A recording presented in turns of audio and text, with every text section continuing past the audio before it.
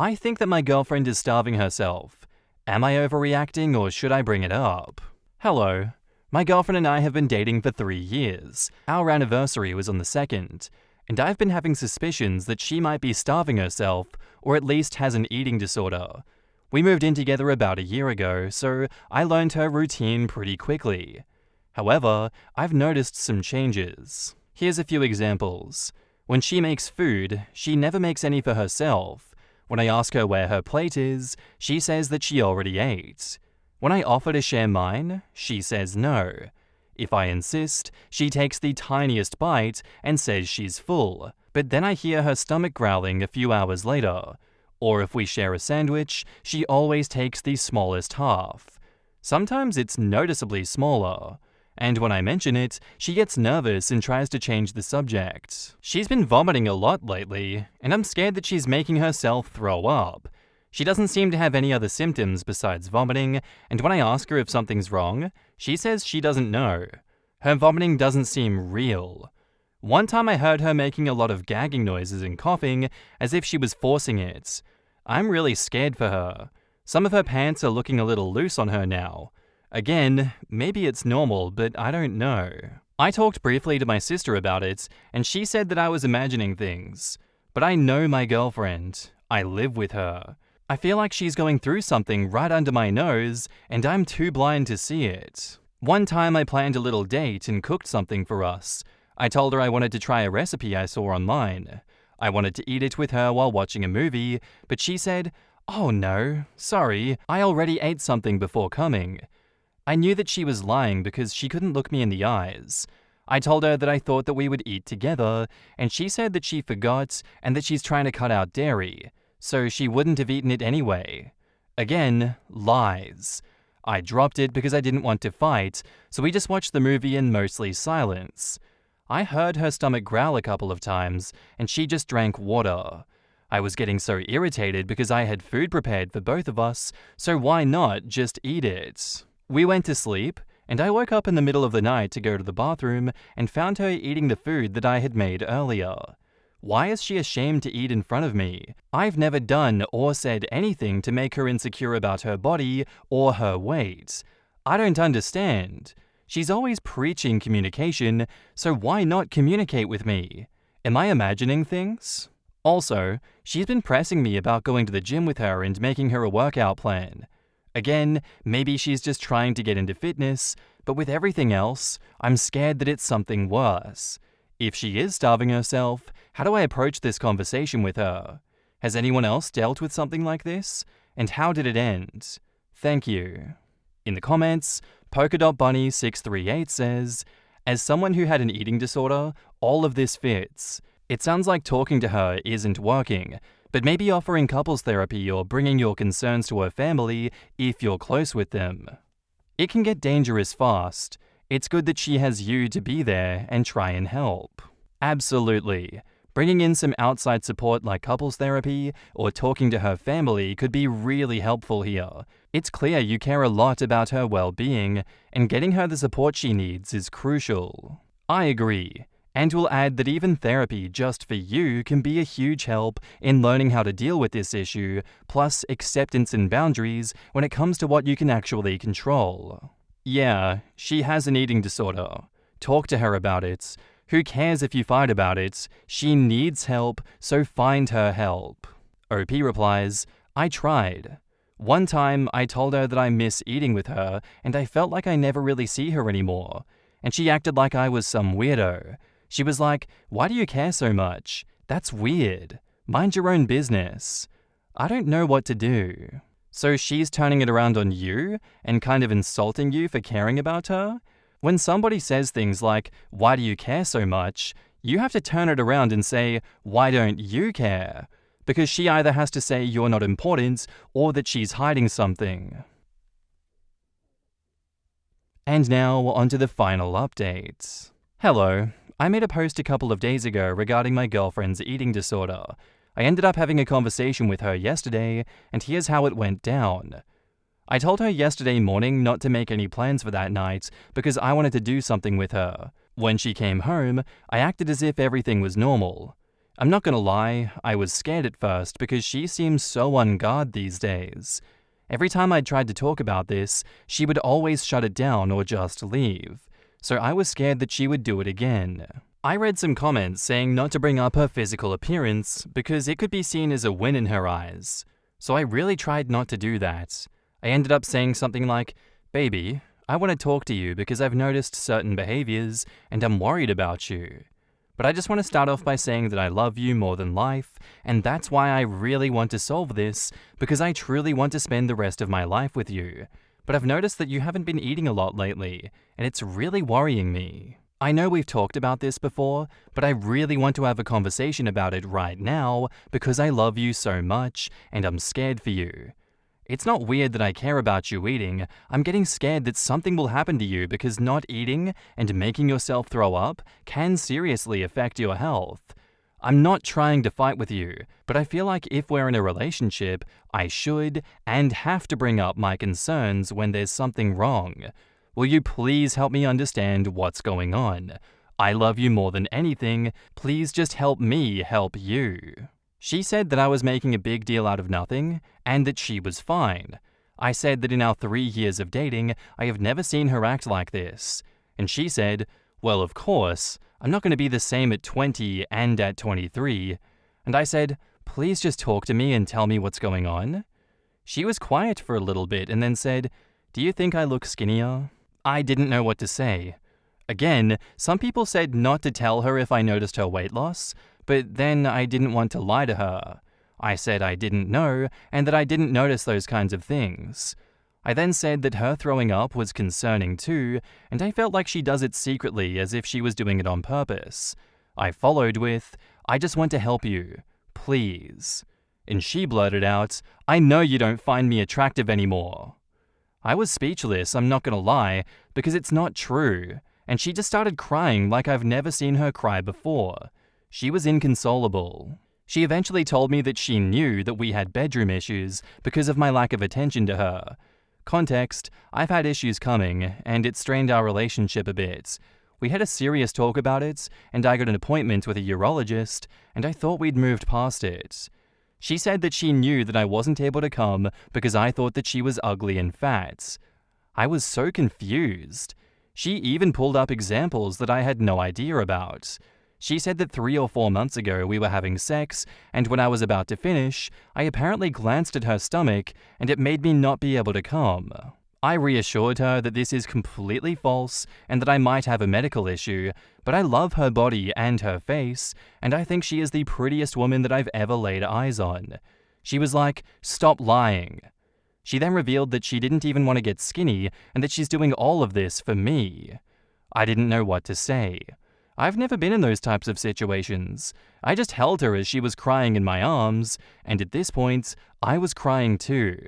I just repeated that I loved her and that I'm here for her. She was crying so hard.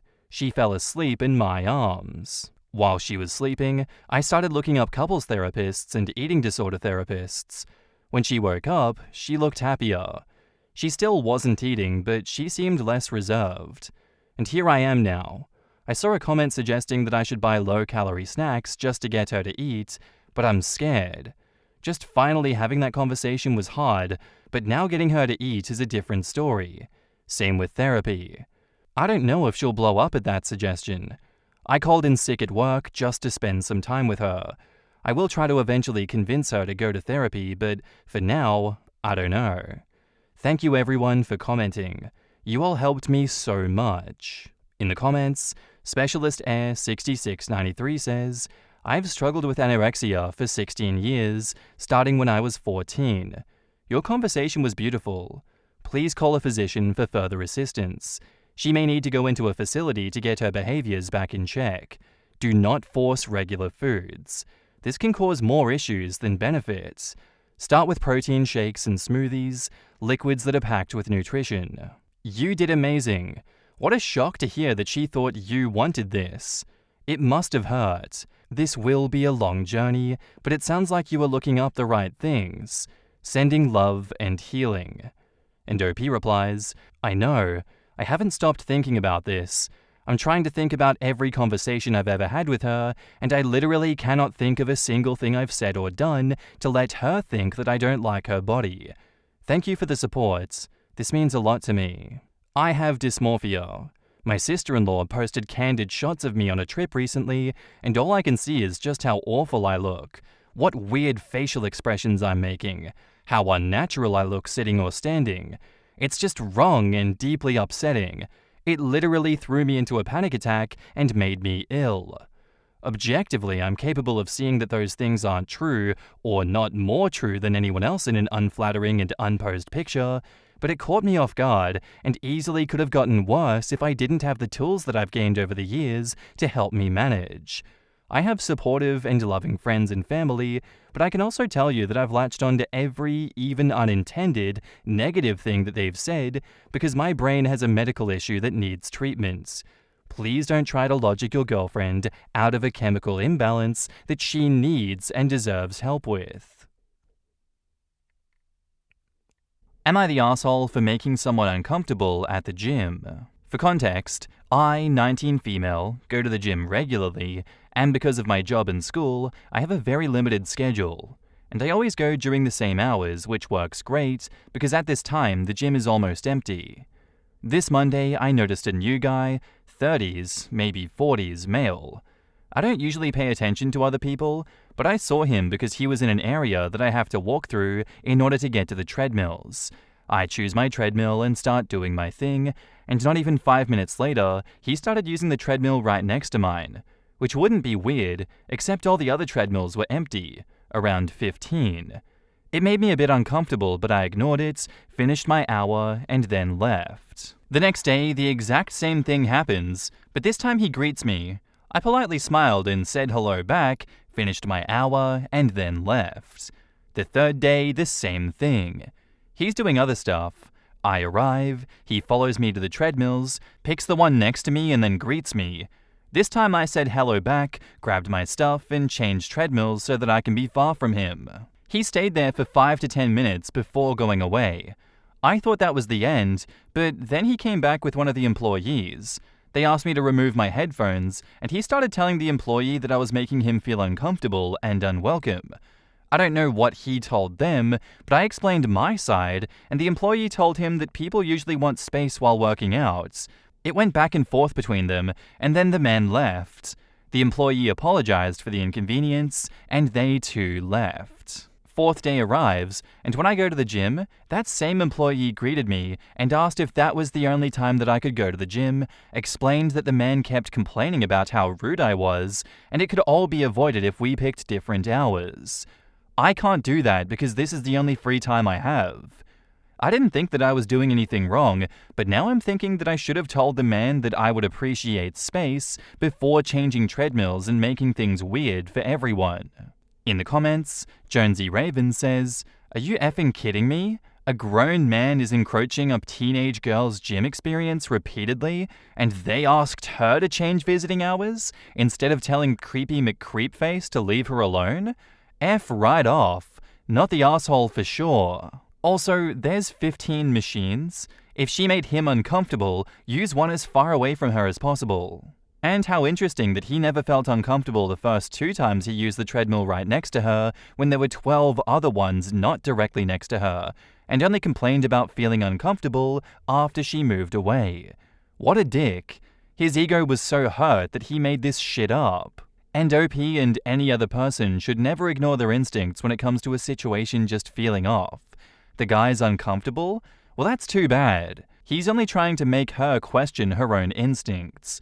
Big red marinara flags here.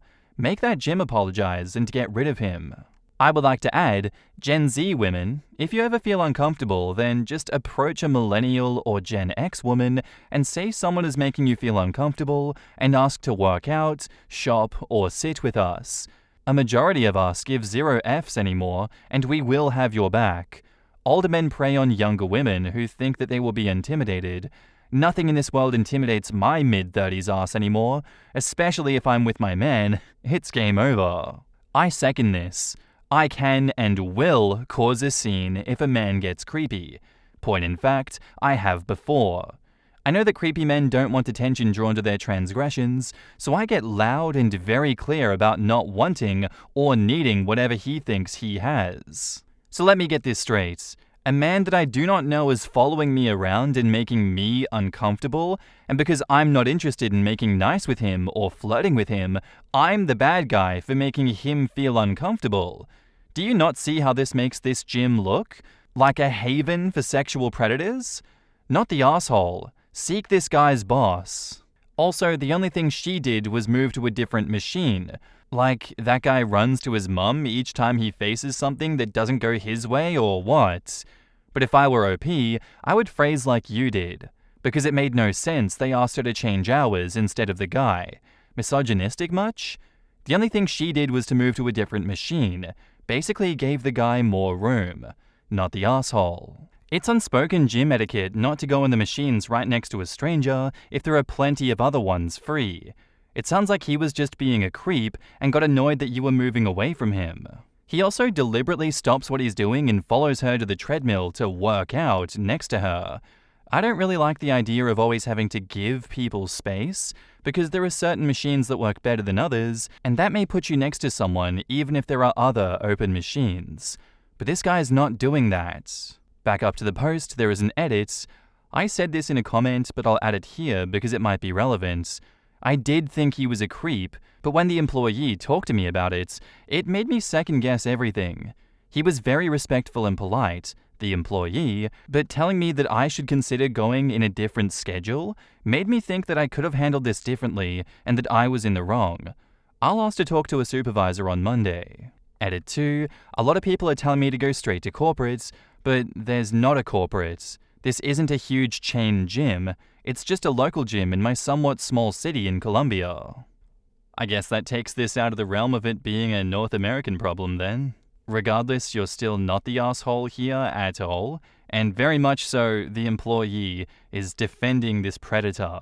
Oh no, this teenage girl is making me uncomfortable because she's ignoring my advances. Yeah man, the real sane and cool thing to do in this situation is to blame the teenager, because that's just great for business. Tell the teenager to go find somewhere else to go because defending her is the last thing that we're going to do as a gym. I guess if all else fails, you just go to social media with things like this. But really, just contacting whoever owns the establishment and bringing it up with them should put an end to this, surely. Not the asshole OP, and you deserve a lot better than how you're being treated currently. And now, onto the updates. I called the gym the day after my post to ask when the owner would be there, so I went there on Monday knowing that he would be there. He seemed nice. I explained the situation just how I explained it in my post, and told him that we could check the cameras since that would show everything. When I described the man, he said that there was no need to do that. I have no idea how, but a lot of people in the comments of my original post guessed it. The creepy guy is friends with the owner, and not only that, but he is married and has children. The owner said that he didn't need to check the cameras because he's known him for more than 30 years, he knows that he's a good man, and I must have just misinterpreted the situation. I tried to stay firm and tell him that if he looks at the cameras, he can see how everything I said is true. He replied something along the lines of, "These days you can't even look at the direction of a woman because only God knows what she'll accuse you of." I don't know if I translated that correctly, but you get the idea. I cancelled my membership there, and now I'm going to a different gym. It's a bit smaller, but it's actually closer to my job, so it all worked out. Thank you for the support messages, and for all the reassurance. In the comments, Demarius says, "I know you'd want to be done with this, but if you leave them a bad Google review, other women would know not to go there. That guy can destroy his business over that creepy man if he likes him so much. This story made me so mad. I came back to see if anything else happened, so I'm glad the new gym is closer, and I'm glad that you know that you are not the asshole." After reading that update, I have a bad feeling that the employee knows how the owner would handle the situation, so is trying to find some sort of solution where OP could still use the gym. It's still messed up. There's no debate there, but I've had my unfair share of crappy bosses that I've had to help cover for. I never said or did anything like that, but I can see it happening, especially if the employee needs the job bad enough. I was about to post this. I wonder if the employee knew that the man was in the wrong, but knew the only solution would be for the girl to change her gym time. If that was the case and I was in the employee's shoes, I would have given the OP the heads up in some way. She said there are cameras. Maybe the employee was afraid being more direct would cost their job. The cameras in businesses very rarely record sound. When I worked the register at the drive-thru, I had like 5 cameras on me, and every button I pressed would show up in small text on them. I could say absolutely anything I want though, and they would never have any idea. My word against the customers. I'm afraid that this isn't the first time this guy's been a creep, nor his last, and his owner friend must have swept other instances under the rug too. Unfortunately, a lot of men minimize their friends' behaviors like this, because accepting that their friend is in the wrong makes them feel cognitive dissonance. It's how we end up with a society where basically every woman I know has been sexually harassed, at a minimum, and hardly any of the guys admit to knowing someone who would do that. Pretty intense kind of comment to end this first half of the episode on, but absolutely true. This definitely is a case where the owner is minimizing his best mate of 30 years' behavior because, I know he does a little bit of wrong, but he's a married man, he's a good man. And don't you dare go asking or looking for evidence because it's not happening, sweet cheeks. Now go on out of here and keep paying for this gym membership. And if you give me a bad Google review, I'm gonna slander you and threaten you because that's the good thing to do as a business owner. You see it so often, and you would hope that there was karma in this world, but when people like that continue to get away with their terrible actions and just lack of morals in general, it really makes you question the reality, doesn't it? Like, I would hope that we can do something about those people, but it just feels like there's instances of that everywhere. But it sucks even more for OP in this situation because they just have to move and get out of there and warn others. You're in a small town in Colombia. There really isn't going to be much oversight in a situation like that. Really sucks all round, but for you, OP, I'm glad that you got out of there. Our next post is by user Sarah Love Life, titled, "Am I wrong for how I reacted when my son bullied a girl with cancer? I am 38 and I have a 15-year-old son who is going to be a sophomore after this school year is over. I gave birth to my son when I was 23 years of age. Unfortunately, my son's dad left when he was 5 and never came back. I've not heard from his dad in years. Recently, my son has been getting in trouble. Quite frankly, I'm at my wit's end. I'm at a loss. My son made new friends that have been nothing but trouble. My son and his friends have shoplifted from stores, skipped school, and has been a smartass. May the 9th, my son bullied a girl who lost her hair. She's going through chemo. The girl was sitting in her seat, and my son decided to rip her scarf off. Him and his friends said very mean things to her. The poor girl was already getting bullied, and my son exacerbated it. She was humiliated. I was called to the school. They brought my son and the girl to the office. I arrived there shortly after they called me. The teacher and principal explained the situation. The mother of the girl he bullied was at the school as well. I asked the mother for her number, and I gave her my number. I told her that if she needed anything to not hesitate to ask. My son was giving 2 days of ISS for bullying. My son and I got home and I was furious. I lost my mind. I went into his room and took every electronic. I took his PS5, his MacBook, his iPhone 13. I took his brand name shoes, his brand name jackets, his Hollister jeans, and his Nike shirts. I grounded him indefinitely. 3 days later, I sold his electronics at a very marked down price. I then bought my son some Walmart clothes and Goodwill shoes. He will not bully someone and get away with it. I gave the money to the mother so she could buy her daughter a wig. The only thing my son has in his room is his bed, drawers, mirror, and his shelf of books. I even confiscated his art supplies. My family on my mother's side are not talking to me because of this. I know that it's been 2 weeks, but I just feel like there was a possibility that I was too harsh. Edit, he is not allowed to leave the house at all. He is not allowed to hang out with his friends. In the comments, External Expert 2069 says, "You effing hero. How else would he learn? He was cruel and hopefully this is a defining moment where he can become a kind and compassionate person. Looks like the relatives on your mother's side should go meet the mother and child with cancer to understand the gravity of the situation.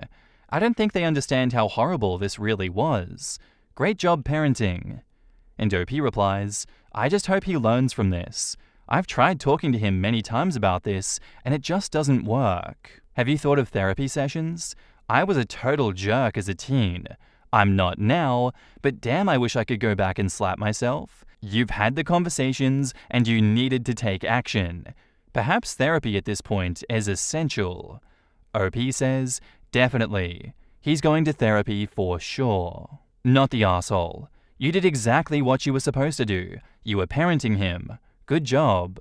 You need to lay out plainly to him exactly what he did so he can see the full extent of his own assholery. Ask him how it's funny at all to humiliate a girl fighting for her life.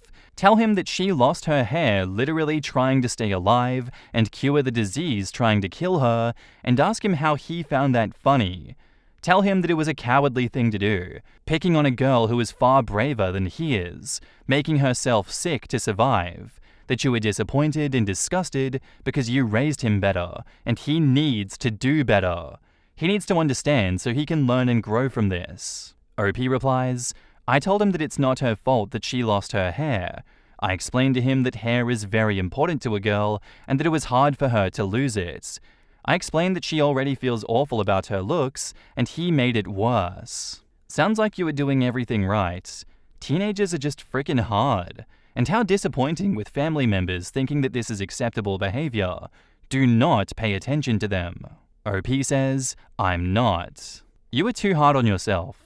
You can raise someone perfectly, but they have their own free will and outside influence. You are not letting his behavior slide. You were being supportive of a family in need. And you enrolling him into therapy is because you know that he is better than this. I just don't see where you could be dropping the ball. Kids in life are just hard sometimes. Not wrong. As a former teacher, I wish more parents would react like this when confronted with their child's bullying behavior. Too many parents make excuses for it and enable it. Your son messed around and found out that actions have consequences. OP says, I'm not going to allow him to be a bully. I was bullied as a kid, and I won't allow it in my home. There needs to be more mums like you. I think I'm a little biased in this situation, but I think a lot of parents just don't want to deal with it. They don't even want to try and fix a situation like that. Their kids could be doing the most awful, horrendous things in the world, and they'll just be like, just give them an iPad. I don't want to deal with this. Extremely biased, and it's perhaps the wrong opinion to have. That's just how I'm viewing situations like this. Like, a lot of parents will just say, I'm too burnt out from work, I have my own problems to deal with. They can sort their own shit out. I don't want to have to deal with my son on top of everything else I got going on in my life. That's probably why OP is the only one actually giving consequences to their son, because it doesn't sound like his friends are facing any kind of backlash for bullying a child with cancer. Obviously, lots of assumptions on my side with that, but I reckon that's what's going on here. I fully respect OP for shutting that behavior down, because if my child had cancer and was being treated like that by another kid or group of kids, I would want the hammer coming down so hard on them. I would want them being treated worse than this, because how dare they? Absolutely not the asshole OP. And now, onto the updates, titled, I had a long talk with my son earlier, and I think I know why he's acting the way he is. Recently, I grounded my 15-year-old son and took everything away after he bullied a girl with cancer for being bald. I gave him back his art supplies to give him an outlet. I am giving him a chance to redeem himself and to earn back electronics, etc. I will be purchasing him new electronics to replace the ones that I sold once he shows a change in behavior. We had a conversation earlier. My son told me that he's gay and was getting bullied. He wanted to fit in with his new friends because he felt like he had no other friends. My son told me how alone he is feeling. This made me feel awful for being hard on him. He will be starting therapy soon. Can someone with an LGBTQIA child give me advice on how to navigate through this? In the comments, Snootgoo says, I'm not a parent of a gay child, but here's my advice. I think you are handling this well. You are right to slowly give his electronics and privilege back. There still has to be consequences for bullying. If it was me in your shoes, I would seek out a counselor for the two of you that can guide you into this and can also recommend individual therapy for each of you. I think you handled this right. I do want to ask if you're sure that your son didn't make this up to get himself out of trouble. You say in your other posts, besides your son, other boys had been bullying this girl. Check back in with the school and the girl's mother that they have put a stop to this. Cancer is hard on adults, let alone a kid. It's tough for a girl or woman to lose her hair. And now, on to the final update. I gave my son back his art supplies to give him a healthy outlet. He got a part-time job as a bagger for groceries, and I'll be taking him to and from work. He starts his new job next week. I also talked to the girl's mum, and she's doing better. My son recently came out also. He's been getting bullied for being gay and wanted to fit in with his new friends. His new friends were bullies and troublemakers. My son talked to me, and he genuinely feels awful about what happened. My son wants to make things right with her. He was sweet and offered to shave her head for her. I guess after me cracking down on him, he did a 180 with his behavior. I'm proud of him. He still hasn't gained my full trust for him to have electronics back. When he shows me that I can fully trust him again, I will buy him a new phone and computer. In the comments, Amalora says, "High school is so damn rough. I'm glad that OP is giving him the opportunity to earn back his electronics and not just giving them back to him. Is being gay in high school hard? Absolutely, but it doesn't give anyone the right to take it out on someone else. I was stoked when OP gave the money to the girl so she could buy a wig. A+ parenting right there. High school seems so much worse now because of the internet. Even when all we had was AIM, kids used to still torture the shit out of each other. I can't imagine now." When I was in high school, I graduated in 2022, I was part of my school's equivalent to a GSA. We called it something different though. At one point, it was discovered that someone had created an Instagram called F-Slurs of my school that featured pictures of students, some of whom were members of our GSA that weren't out to their families for a myriad of reasons, posted without their consent.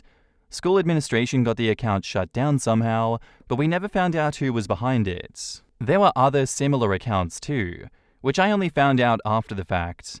Marginalized students at my high school were lucky that our admin actually gave an F, because many school admins don't.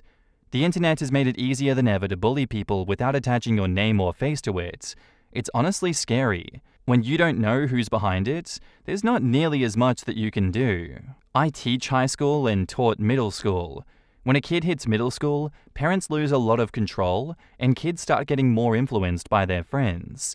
But unfortunately, sometimes the friends aren't the best, and hive mind dumbass boys' behavior festers in a certain dynamic. Often when you get these boys alone, they're perfectly okay, but somehow they all bring out the worst in each other.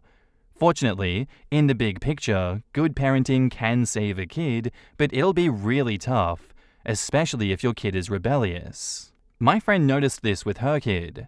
The more boys that you added to the group, the lower the collective IQ got. It quickly went from respectable kids to, "I'm Johnny Knoxville and welcome to Jackass." Am I the asshole for refusing to cook dinner for my boyfriend since he won't respect my cooking utensils? I, 21 female, live with my boyfriend, 28 male, and I recently purchased some new wooden spoons, like the big kind, from a co-worker who is an aggressive, pampered chef consultant. I don't make very much money, and frankly these spoons were overpriced, but I wanted her to leave me alone, and after all, they are nice spoons, and I will definitely use them. They are hand wash only, which I informed my boyfriend of when I brought them home. It's been a couple of months, and I find them in the dishwasher pretty regularly. Every time, I have nicely reminded him that they are hand wash only, and please don't put them in the dishwasher. I have said, you don't need to wash them, leave them out, and I will wash them. Every time he says okay, but then, you know where this is going. I often come home on my lunch break to keep up with housework. A few days ago, I came home and found one of my wooden spoons in the dishwasher. I texted my boyfriend about it, this time with some emphasis on the fact that I've repeatedly asked him not to put this item in the dishwasher, and it will literally end up destroying the spoon, and I really don't want that to happen to a new utensil that I just bought. He replied, "I don't care." I was completely taken aback. I expected him to say, "Okay, sorry," and probably keep doing it, not to be completely rude to me. For some background, I have always cooked dinner since we moved in together 2 years ago. I was in school, and it felt like part of how I contributed to the household since I wasn't making very much money, only working part-time. But I'm out of school now and working more and contributing more to bills, so I don't feel the same obligation to cook. He usually cleans up after dinner by putting things in the dishwasher, but doesn't clean anything else. When he got home after work that night, he asked what we were having for dinner. I told him that I'd already eaten. He was extremely upset that I hadn't cooked for him or otherwise arranged dinner. He stomped around the house and eventually got takeout. The next day he asked me what we were having for dinner, and I told him that I wasn't planning on making anything. He asked why I wasn't cooking anymore, and I said that if he didn't care about whether or not my wooden spoons got destroyed, that I didn't care about cooking dinner. He totally lost it, said that I was completely overreacting, it was no reason to stop cooking dinner without warning. Told me that I'm being immature and that he's too busy to keep track of what can or can't go in the dishwasher, and that it's unfair that I'd punish him for it. It's not his fault he doesn't care about wooden spoons, and insinuated that our relationship might be in trouble if this is how I react to conflicts. I do feel like maybe this wasn't the most mature route, and I'm a lot younger than him, so I'm worried that he's right that I'm being unreasonable and immature, but how hard is it to leave my wooden spoons out for me to wash after being told multiple times that they can't go in the dishwasher? In the comments, Smegging Rimmer says, "Not the asshole. He's acting like a bratty child because you won't cook for him, even going so far as to hint the relationship is in danger. Take the out that he so generously gave you. It's not about the wooden spoons. It's about respecting your partner. He's deliberately ignoring a very simple request. The fact that he said, 'I don't care,' really clinched it for me, to be honest." Not the asshole. 1. It's not rocket science that wood gets destroyed in very wet environments like a dishwasher, even if he didn't know that before, he knows now. 2. He was telling the truth when he said he didn't care. What an asshole. 3. He is also right that the relationship is in trouble, but it's because of his behavior, not yours. Seriously, you can do better. 4. Also kind of a red flag that a 26-year-old was moving in with a 19-year-old. He sounds controlling and chose someone so young because it's easier to control someone much younger than you. Not the asshole. Also, OP, you were 19 when he was 25 when you moved in. I know this isn't what you want to hear, but it sounds like he had to date younger because girls in his age group saw the red flags of him being a child and having anger and respect issues. I'm just basing myself off of this one incident, but he seems to have a total lack of respect for you and is hoping that because you moved in together and spent a good amount of time with him, that you won't leave. He's 27 now. He should know how to take care of himself. If he continues to treat you this way, please leave. You aren't a maid, personal chef, etc. I myself am 24, and I used to date a guy exactly like him. The red flags are sailing. If you started dating before the move-in, I really feel that he could be a creep in disguise. Back up to the post, there is an edit. So this totally blew up, and I'm pretty overwhelmed by the response. It's clear to me that most of you are right that the incident is a red flag and highly telling about the dynamics of our relationship overall. I've always thought that I'm happy in this relationship and that it's really good, but now I'm really confused and have a lot to think about. To answer some common questions, we met when I was 17 and he was 24. He does do some chores. Well, he takes out the garbage sometimes, mows the lawn sometimes, though I confess that I also do that one on my lunch break occasionally, and handles all the car maintenance. But he's never done any real cleaning in the house. The house is his. He bought it when I was 19, and I do currently pay for half the mortgage, bills, and groceries. It leaves me essentially no money for myself. Our finances are pretty mixed, and he monitors my credit card usage obsessively, to the point that he will sometimes call me 15 minutes after a purchase to ask for details about it. Why did you spend $54.28 at Costco? Which I see now is also pretty controlling and unhealthy. I am seriously reconsidering the relationship, but also don't really know how I would leave. I have never lived on my own. I don't want to move back in with my parents because that's a whole other story. I don't know the first thing about getting an apartment on my own, but I don't want this dynamic to be the rest of my life. Thanks for the eye-opening revelation, but damn, where do I go from here? Second edit, I forgot to mention that he makes about twice as much money as I do. Third edit, holy crap you guys. You are all being so amazing to me. It's really overwhelming and emotional. I'm hardly responding to comments and messages because I'm grappling with a lot of hard truths about all of this right now. I am so appreciative for everyone who has taken the time to point out the red flags and offer encouragement and support. This whole community is freaking amazing, and I'm just blown away. I'm also figuring out an exit strategy. I actually already have a small cash stash where I've been saving up money to take the licensing exam for the profession that my degree is aimed at. I realize now how sad it is that I've had to sneak cash into an envelope for an exam to advance my career, and how the only reason my boyfriend has been adamant that we couldn't afford this is because it would offer me better job opportunities with better pay and more chance for freedom. I'm literally re-examining every last detail of my relationship right now and uncovering more and more unsettling details. The rose-colored glasses are off. Those of you who guess that I've been pretty isolated from friends are correct.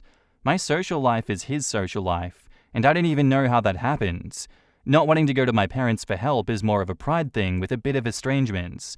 It wouldn't be ideal, but I'm understanding now that my situation is grave enough to consider putting my pride aside and asking them for help.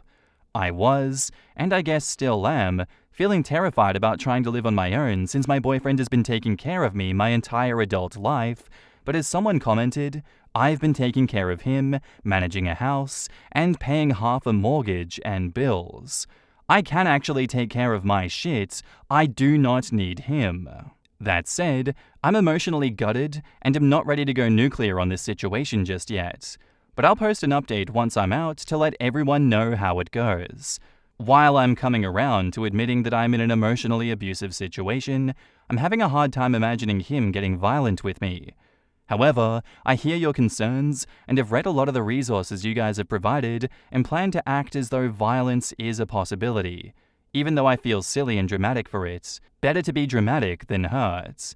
Again, thank you all so much. And now, onto the updates. Hey y'all, been one hell of a week for me. The feedback on my last post was really overwhelming, but I came away with it with two things. I'm not the asshole, and also my relationship is a mountain of red flags for abuse. Cool. So I did a lot of reflecting and realized, yeah, okay, this looks bad, but I love him. I was confused as hell. I met up with one of my oldest childhood friends who I hadn't seen in a couple of years and cried my heart out on her couch, and she was nothing but kind and supportive, and that was the beginning of a crack of light making its way into my life. I've got people, something beyond my relationship. What really sealed my decision to leave was the way that my boyfriend reacted about me hanging out alone with a friend. He didn't want me to go, and when I was firm that it was happening, then he wanted to come with. And when I declined that, he threw a tantrum and was extremely passive-aggressive when I got home. That's when I realized, yeah, okay, screw this guy for real. He doesn't want me to have friends. I'm not living like this anymore. I decided to try and save up money on the side like many of you suggested, and once I had enough, to leave without warning. However, once I decided that I wanted out, it was really hard to play the good girlfriend and act like everything was normal. I think he sensed that something was up, and one morning while we were chatting over a perfectly nice breakfast together, he without warning grabbed me by the throat and threatened to kill me if I ever left him. Then he let go, grinned, and said, "I'm just joking around." I tried to laugh it off, but it freaked me the hell out. I decided that I couldn't wait until I saved up money, so I swallowed my pride and reached out to my parents. We had a tepid dinner together where I explained in brief terms that I didn't feel safe and needed to leave my boyfriend ASAP. My mom didn't hesitate to offer my old room back, even though it's been her offers for years now. She converted it back to my bedroom that night, and the next day, while my boyfriend was at work, my parents helped me move out. I left him a note, and he's been going crazy trying to reach me, but I'm so done. So y'all weren't just right? You were really right. I didn't realize how unsafe I really was until he threatened to kill me. You guys had my effing back. I can't get over how amazing it is that a silly Reddit post has completely changed the trajectory of my life. I read every comment, every resource, every message. I've learned so much, and I can't thank you guys enough. To all the people who reached out offering money, that was unbelievable too, and I'm just so touched by the kindness displayed towards me. I'm so appreciative of the offers, but as of now, it looks like I am going to be able to swing this with some help from my parents. I also hope some girls out there who saw my original post maybe learned something valuable too. Life is too short to waste any of it on being a bangmaid. In the comments, Gray Moria says, "The first issue was always kind of a red herring. It's not about him not caring about the spoons, it's about him not caring about her, and then he escalates. I recommend everyone having their own spoon story to read Why Does He Do That by Lundy Bancroft, and to also find a way to squirrel away some funds for an escape plan. You'll never know if or when you might need it, but being strangled during an argument or sex should be a good indicator for you to use it and get away. Strangulation increases the risk of you being murdered by quite a lot." When I was growing up, my mom would always remind me that I do not need a man. I do not need to get married, I am my own person, and being single is not a handicap, and that I can have an amazing life being single. She would use my single aunts as an example, and they were good examples. They were awesome human beings with great careers and more money than they could ever need. I used to think that my mom's advice was odd, but now looking back, I realize that she was giving me the confidence to not rely on men and to realize that I do not need one to be whole. She was speaking from experience. As much as I love my dad, he made my mum quit her job to be a stay-at-home mum, penny-pinched any time he could, and did exactly zero to help with childcare or homework. She just didn't want me to end up like her, trapped in a life that she wanted to escape. I think she truly helped me avoid ever getting into abusive relationships because I always had the confidence to be alone. Dame of Dames replies, "I hope your mom escaped." They're still married, but she just does whatever the hell she wants now that us kids are grown up. She goes on random vacations on her own several times a year, then my dad pays for them. Every year she goes to some monastery in Tibet with no electricity or reception for a month to meditate and just get away from all of us, and then comes home with awesome photos. She loves it, and I think she's way happier now than she ever was before. Over a decade ago, I actually advised her to get a divorce, but she wouldn't. It's just hard when you've been out of the workforce for 20 years and have only a few friends who aren't family. The Kitten Patrol says, "It's only spoons. It's only mustard. It's only lotion on a finger. It's only an ER trip. It's only accidental hits while asleep." I'm sure there's plenty more that we can add to this list. "You're overreacting," he says, while throwing a tantrum. "You are immature," says the guy who starts dating an underage girl in his mid-20s. Unless there was prior physical abuse that OP didn't mention, this escalated straight to choking? Sweet squeezy Jeezy, this guy was made of red flags like some bizarre Soviet golem. It was his desperation when he had a feeling that she was on the way out. The most dangerous time for victims is when they are pregnant or making an exit plan.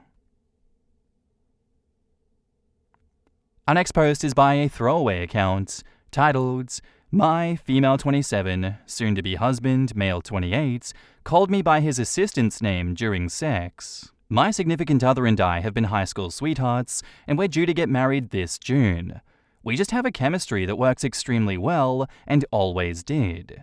I love him very much, and I know that he loves me too, but with what he did recently, I'm having extreme doubts about his faithfulness. We're trying to get pregnant, and when we had sex a few days ago, he called me by his assistant's name right as he got off.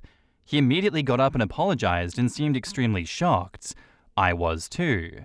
After that, he's been very apologetic and seemed genuinely remorseful, but I'm having difficulty coming around to forgiving him. The way he said it too came across as he was thinking about her. The only other person I've told about this is my mum and dad, and she thinks that my boyfriend has, or currently sleeps with his assistant, and that his tongue slipped up. I'm having doubts because now everything looks suspicious to me. He goes to Dallas once every 2 weeks, and his assistant accompanies him. Those are work trips that are paid for by his company, but those are starting to look suspicious to me now. 3 months ago, I got laid off from work, and he asked me if I could stay at home since we're trying to have a child, and I could be a stay-at-home mother. Now I don't know if I should depend on him or try to get a job or not. My life is just filled with confusion all of a sudden. Honestly, I didn't think that he would ever cheat on me, but I can't think of a reason why someone would say someone else's name after sex. His explanation is that he was thinking about work, and that is why his assistant's name slipped up. He has tried to fix things, but they don't seem enough for some reason. He told me if I want, I can go through his phone or his computer, and I did, but I didn't find anything. I want to trust him, I really do, but it feels foolish to me to do so now. My mum thinks he is 100% cheating, while my dad agrees that he also thinks that it could be a mistake, and I should make sure before I end the relationship. He does think that I should 100% be mad at him, even if it was a slip-up. I don't know what to do with us being so close to getting married. Advice, please? In the comments, Dr. NDB says, "Well, I can for sure say that if he works with colleagues a lot, that it can happen. Do this and that, Jessica. Did you send reports, Jessica? When you do this all day, it can come out automatically. I've seen it myself. Sometimes my college names his girlfriend in name of our girl college. It can happen. When you were little, you probably called your school teacher mom. Talk things out with him. Tell him that it's bugging you a lot." And OP replies, "I haven't thought about this, and this could be a possibility. I've been to his workplace and he does take her name quite a lot. Still, saying it during sex is still a bit too much, but if this is the case, I think I can forgive him. I just have to find a way to make sure that it isn't something else." Unable Snow says, "Use your own money, and you should surprise him in Dallas on his next trip." OP says, "He's supposed to leave tonight. I can visit him tomorrow since I have time." Well, I would show up after work at his apartment and see if his assistant is actually staying in a hotel. OP says, "Yeah, I just booked a ticket. I won't mind spending a day or two in Dallas myself if everything is like he says it is. Do you have the keys to the apartment? I'd go there, hang out, and wait for him to get home. You know, for a surprise." And OP says, "I don't have the keys for that apartment. I can visit him at nighttime. He should be home alone at that time." I don't know if he is cheating, but damn, I don't know if I could get past that. OP says, "I'm having difficulty too. If it was just this slip-up, I'd be willing to give him the benefit of the doubt, but with the regular overnight trips to Houston, no way. I've worked in C-suites for many years. A guy and his assistant traveling out of town 2 times a month just does not sound believable to me. With Zoom meetings and conference calls and shared computer work and COVID, I just find it incredibly hard to believe that someone needs to be in another location that frequently, and his assistant needs to be right there. Not a phone call away, not an email away, not a Zoom call away, but right frickin' there every 2 weeks? Nope. That would be a deal breaker for me. I can't believe there hasn't been at least one hookup." That's what I was thinking. What person worth their salary cannot manage without their secretary for out-of-station trips? And if it is such a hectic job, then wouldn't the secretary be needed at the headquarters to deal with things while he's away? OP, stop trying to get pregnant and get a job. Do not let yourself be dependent on him right now. Are the Dallas trips overnight? Because in light of what he did, yeah, he looks suspicious as hell now. OP says, "Yup, it's overnight. Though he always told me that he stays and spends the night at his apartment in Dallas while she stays at a hotel. I don't know what to believe right now. He has an apartment in Dallas? I think you need to make a surprise visit the next time he's scheduled to travel. Get your answers, girl. If not, tell him that you want to accompany him on his work trips." And now, on to the update. A lot to unwrap here, but I'll start by thanking those who decided to try to help me out here. He came back from the last trip, and when he went again, I decided to go there. When I went to his apartment, I found her there, along with some other people. His co-workers were all planning to go out. I did make up a story as to why I was there to make sure that he wasn't embarrassed in front of his co-worker, because I stormed into his apartment, and I think that worked. They all went out after that. He stayed back and we had a fight because according to him, I just humiliated him in front of his colleagues. Right now, things are pretty tense between us. He stayed back in Dallas saying that he needs some space and we haven't talked after that. I don't know if I was trying to catch him in the act or not, but it didn't work out and now I feel 100 times worse.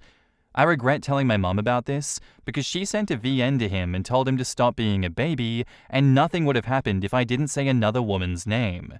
He sent me the VN that my mum sent him. I did confront my mum about this and she did apologize to him.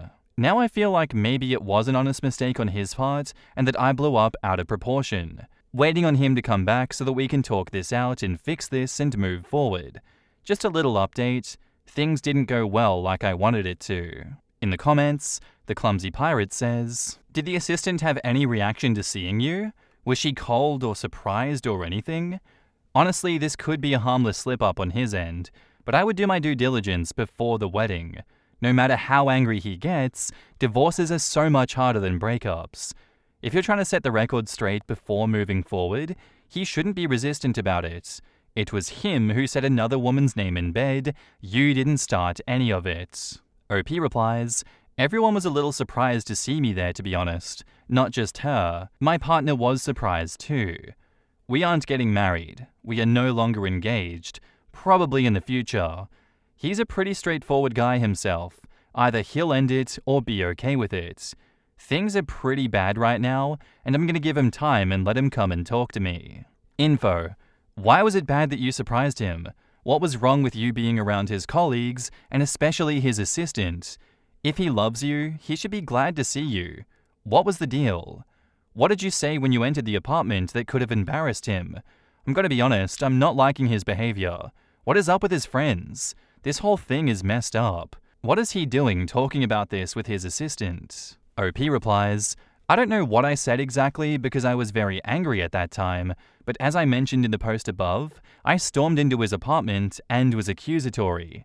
I did salvage the situation, but I think in his mind that wasn't good enough." Edit. Forgot to mention my boyfriend told me that he told his assistant about this, and she made the same mistake a while back with her fling because they refer to each other a lot. Second edit. He left his Mac at home, so I decided to see if he was talking to her or not. I just opened his WhatsApp and he is not talking to her, but his friends all telling him to break up with me. Like, I didn't even do anything drastic. His chat with his assistant is work-related, but I'm disturbed by what his friends say. Looks like a breakup is about to happen. I let him break up with me because I think that I'd get closure that way. The Clumsy Pirate says, "I'm sorry that this is such a mess, OP, but I'm also looking at your edits, and it's not good. I understand being a straightforward guy, but I don't know, is he very simple? Because unless he is, I don't know how he would explain saying that to his assistant. Yeah, so this awkward thing happened between me and my fiancé because of you, the assistant. How does he justify disclosing something intimate to her? He knows this is embarrassing for you as well. The more the story transpires, the more it seems like you were actually right to be wary of it. At the very least, it seems like there's some emotional entanglement going on here for him to not realize that sharing this with the girl is out of line." OP says, "He is quite simple. Doesn't like to play games or make things complicated. He did, and she did something similar, but I can't say for sure how that topic might have come up. Right now reading his messages with his friends. I do hate it, and it hurts like shit that they are all rooting for him to break up with me. The situation is a total mess, honestly, and I don't see a way back now. Why do his friends want him to break up with you? What are their reasons?" OP says, "Mostly because they think that I ruined his relationship with my family forever, and that since I don't trust him, he should put his energy somewhere else. Most of them are in this realm. A few think that I did this in front of his co-workers to jeopardize his job. It's hard reading their messages." Third edit, reading his chat for a while, and the last thing he said was, "I'll end it when I see her next." So it's over pretty much. In the comments, Bookaholic Forever says, "I trust my husband implicitly, but if he called out the name of a work colleague during sex, I would have serious effing doubts. And the assistant told him that she did the same thing with her fling? Bizarre. That for me clinched it. To me, if someone I worked with was like, you know, I said your name while I was having sex with my partner, I'd be like, whoa, okay, we need to set some boundaries immediately. And I would then distance myself as much as possible. I'm impressed that he's been able to cover his tracks so well because oh, the person you suspect is my affair partner also did the same super sus thing that I did, is a terrible cover story. They're saying each other's names during sex and telling each other about it. That's not normal for a professional manager-employee relationship. That's what I'm reading and going, huh? Regardless of whether or not they're actually sleeping together, that on its own is super weird and unprofessional. I wouldn't be able to look past that. Yeah, I think that clinches it for me too. Why are you discussing it with the assistant? What's going on? It's unfortunate that the relationship is ending now because of this, but I think it would have ended eventually if this had come out regardless in the future. It's really creepy and messed up to be talking about that with your assistant and being like, yeah, I can relate to you too, after saying something weird with your fling. Haha, I said your name with my fiancé during sex. That's a really normal thing to say, right? Assistant? Yeah, we're cool now, right? We're buddies still. Personally, if I was OP and my husband said something like this, I don't think that I'd want to marry them. If they could just do something like that so nonchalant, have been with me for years, and I trust that they're a person with a brain, and they come out and say that, I'm not marrying you, I don't trust you. What's wrong with you? How are you not the person that I thought you were? Anyway, that's my little rant there. I think it's good that they're breaking up because this is only going to get messier if they try to keep it together. I don't like it at all. I, 30 female, just had a phone notification in the bathroom while showering alone. Should I ask my fiancé, 33 male, about it? So my fiancé and I have been together for 4 years, engaged for 1. I was taking a relaxing bath this evening to enjoy the silence and let the bathroom fan drown out all of the outside noise. My phone was on silent. I wasn't wearing earbuds. I'm deep in a meditative state in the bath when I'm jarred by a phone text or email notification sound clear as day coming from inside the bathroom. I got up immediately like, what the hell? I checked my phone even though I knew that it was silent and there were no notifications. So I'm kind of worried at this point and just feel a sinking in my stomach. So I get dressed and look through every crevice, box, cabinet, drawer, and plumbing fixture in the bathroom to find nothing. I know for a fact I did not just hear it in my brain. It was a distinct android, boo boo boo boo boo, which we don't have any androids. Before anyone asks, yes, I checked my carbon monoxide levels and they are fine. I have no mental illness, and my question is, what do I do? Do I even bring this up to my fiancé? I sound crazy and don't want to be accusatory, but my first thought was a second phone hidden by him in the bathroom. I couldn't imagine that he could ever cheat, but you can never be too vigilant when something random and unexpected like this happens. Should I just wait and see if it happens again? I'm not gonna lie, I'm a little bit paranoid and have been convincing myself that I manifested the noise, but I know in my gut that it was real. Where else would I even look though? I do trust him. I'm not saying that he has a second phone, I'm just saying that's where my mind went because 1, we literally have nobody over, 2, I looked around and found nothing, and 3, the whole thing made me panic and my brain started grasping at random things trying to figure out what was going on. Sheesh. Like, what would you do? Like, I'm gonna tell him and he'll either think I'm nuts, or if something shady for whatever reason was going on, he wouldn't admit to it, so that's why I'm like, do I just see if it happens again? I don't know why you're calling me crazy and accusing me of not trusting him. I've literally never in our relationship questioned it until this weird incident. In the comments, Anonakoda says, if you really want to know if he has a phone or not, don't ask him if he has one. Tell him you found his phone, indicating proof and no room for denial, ask him why he had it, and go from there. That will most likely break your relationship though. Evil as hell unless you're ready to burn bridges. Is it possible that you dozed off for a second and didn't realize it? People have auditory and visual hallucinations in the transition state between awake and asleep. It's like micro-sleep paralysis. It happens to me sometimes, but instead of hearing my phone go off, I would swear on my life that I heard someone yell out, "Mom!" OP replies, I mean, I guess.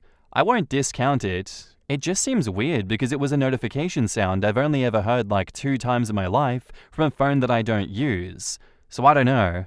I feel nuts, but this has never happened to me before. Of course, bring it up. Just say you thought you heard something weird sounding like an Android device beeping in the bathroom one time. It's not accusing anyone to say that. Maybe the sound traveled through a vent or something and is a smoke detector or something else electronic, and he knows or heard it too. OP says, that's true. Not a smoke detector, but I'll probably just bring it up in that way.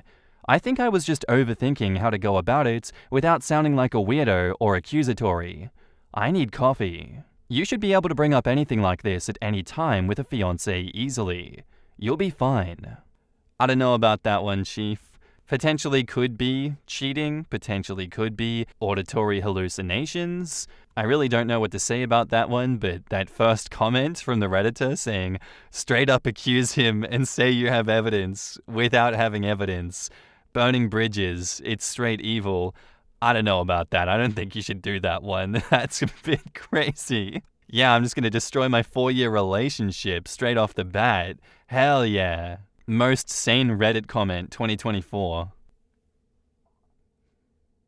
And now, onto the updates. My first post didn't get a ton of activity, but I was made to feel like a crazy person by most people, and for some reason, some of my comments were either deleted or just didn't appear on the post. Anyways, I didn't talk to my fiancé about it because I found the phone before he got home. Yeah, I tore the bathroom apart again like a madman, but this time I checked behind the toilet tank between the wall. We have about a 2-inch gap, and mounted on the back of the tank was one of those $1 Temu holder things that you peel off and stick to something to hold items. The phone was placed inside of that sticky mounted thing. Definitely not my phone, and obviously it was meticulously placed there. Well, my fiancé and I broke up. The password was the same as his computer that we share, so I unlocked it while trying to stifle an anxiety attack and found Snapchat conversations with at least 3 different women. The notification sound I heard lined up with the most recent snap sent to him of a woman's bare pussy asking when he can come stuff it again. In a rage, I smashed the phone and texted my fiancé to come home immediately.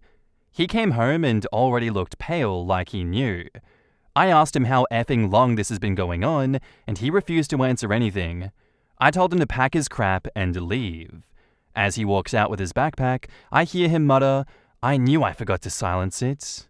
So yeah, I wasn't crazy, I actually heard a notification, and he was effing cheating.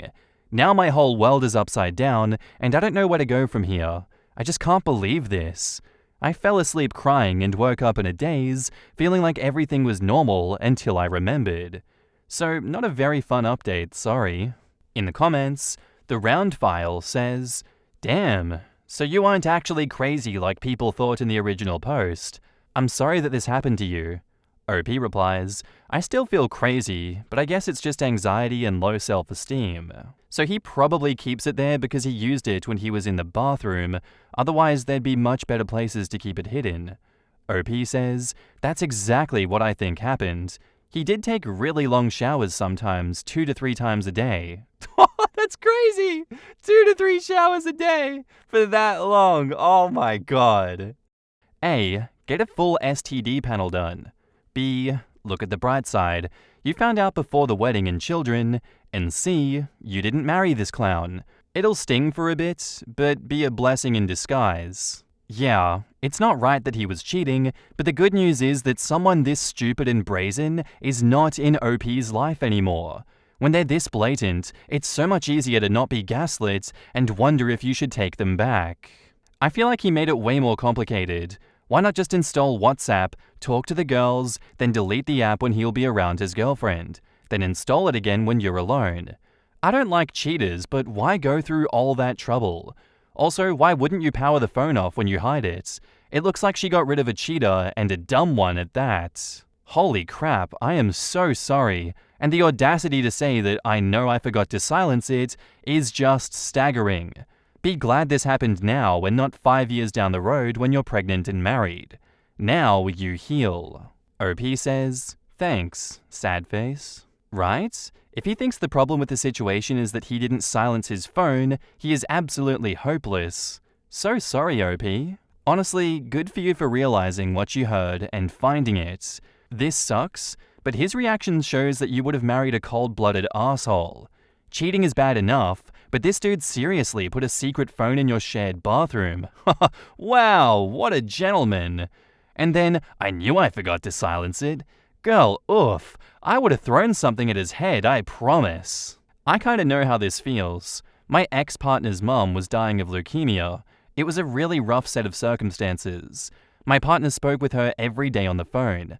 My partner and I had bought a home together and had planted a garden. It felt idyllic, and she often spoke to her mum while tending the garden. She had cheated on partners before, so I was somewhat on guard, but I'm not at all jealous or insecure. We had built a life together. It seemed that she left cheating in the past. I know. One day she was in our bedroom with the door closed, which was unusual. I went in there for something and she interrupted her phone conversation saying, "What do you need? My name?" I said, "What do you mean, what do I need? It's my bedroom too." Her tone was different, and I asked who she was speaking to, and she said that it was her mom.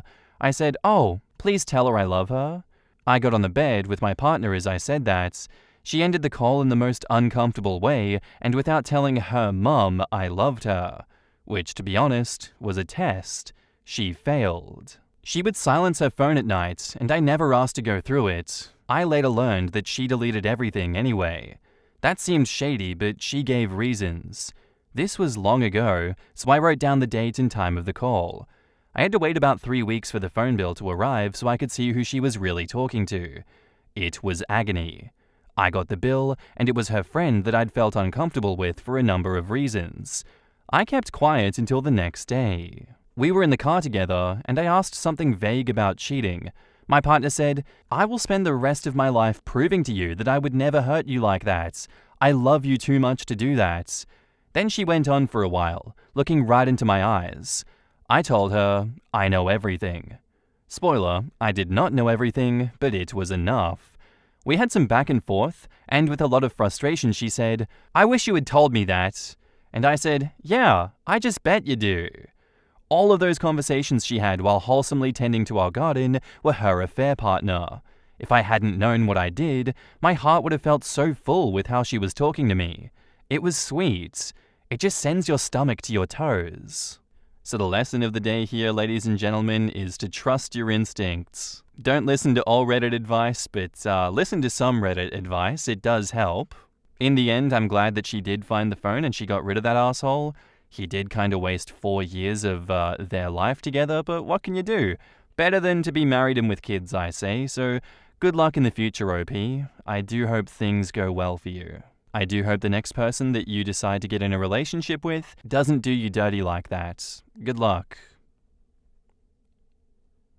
Our next post is by user StellaJump91, titled, "My stepmother tried to donate my children's clothes behind my back. I don't want her near my family anymore." For context, I, 34 female, live in Brazil. I'm not sure how well other countries are being informed of this, but the state of Rio Grande do Sul has been going through a devastating flood that is engulfing entire towns and affecting thousands of people. My family doesn't live there, but we, like many others, are donating to these survivors. I live in an apartment with my husband, 37 male, and our children, 10 male and 6 female. A couple of weeks ago, we organized some of our kids' clothes to donate.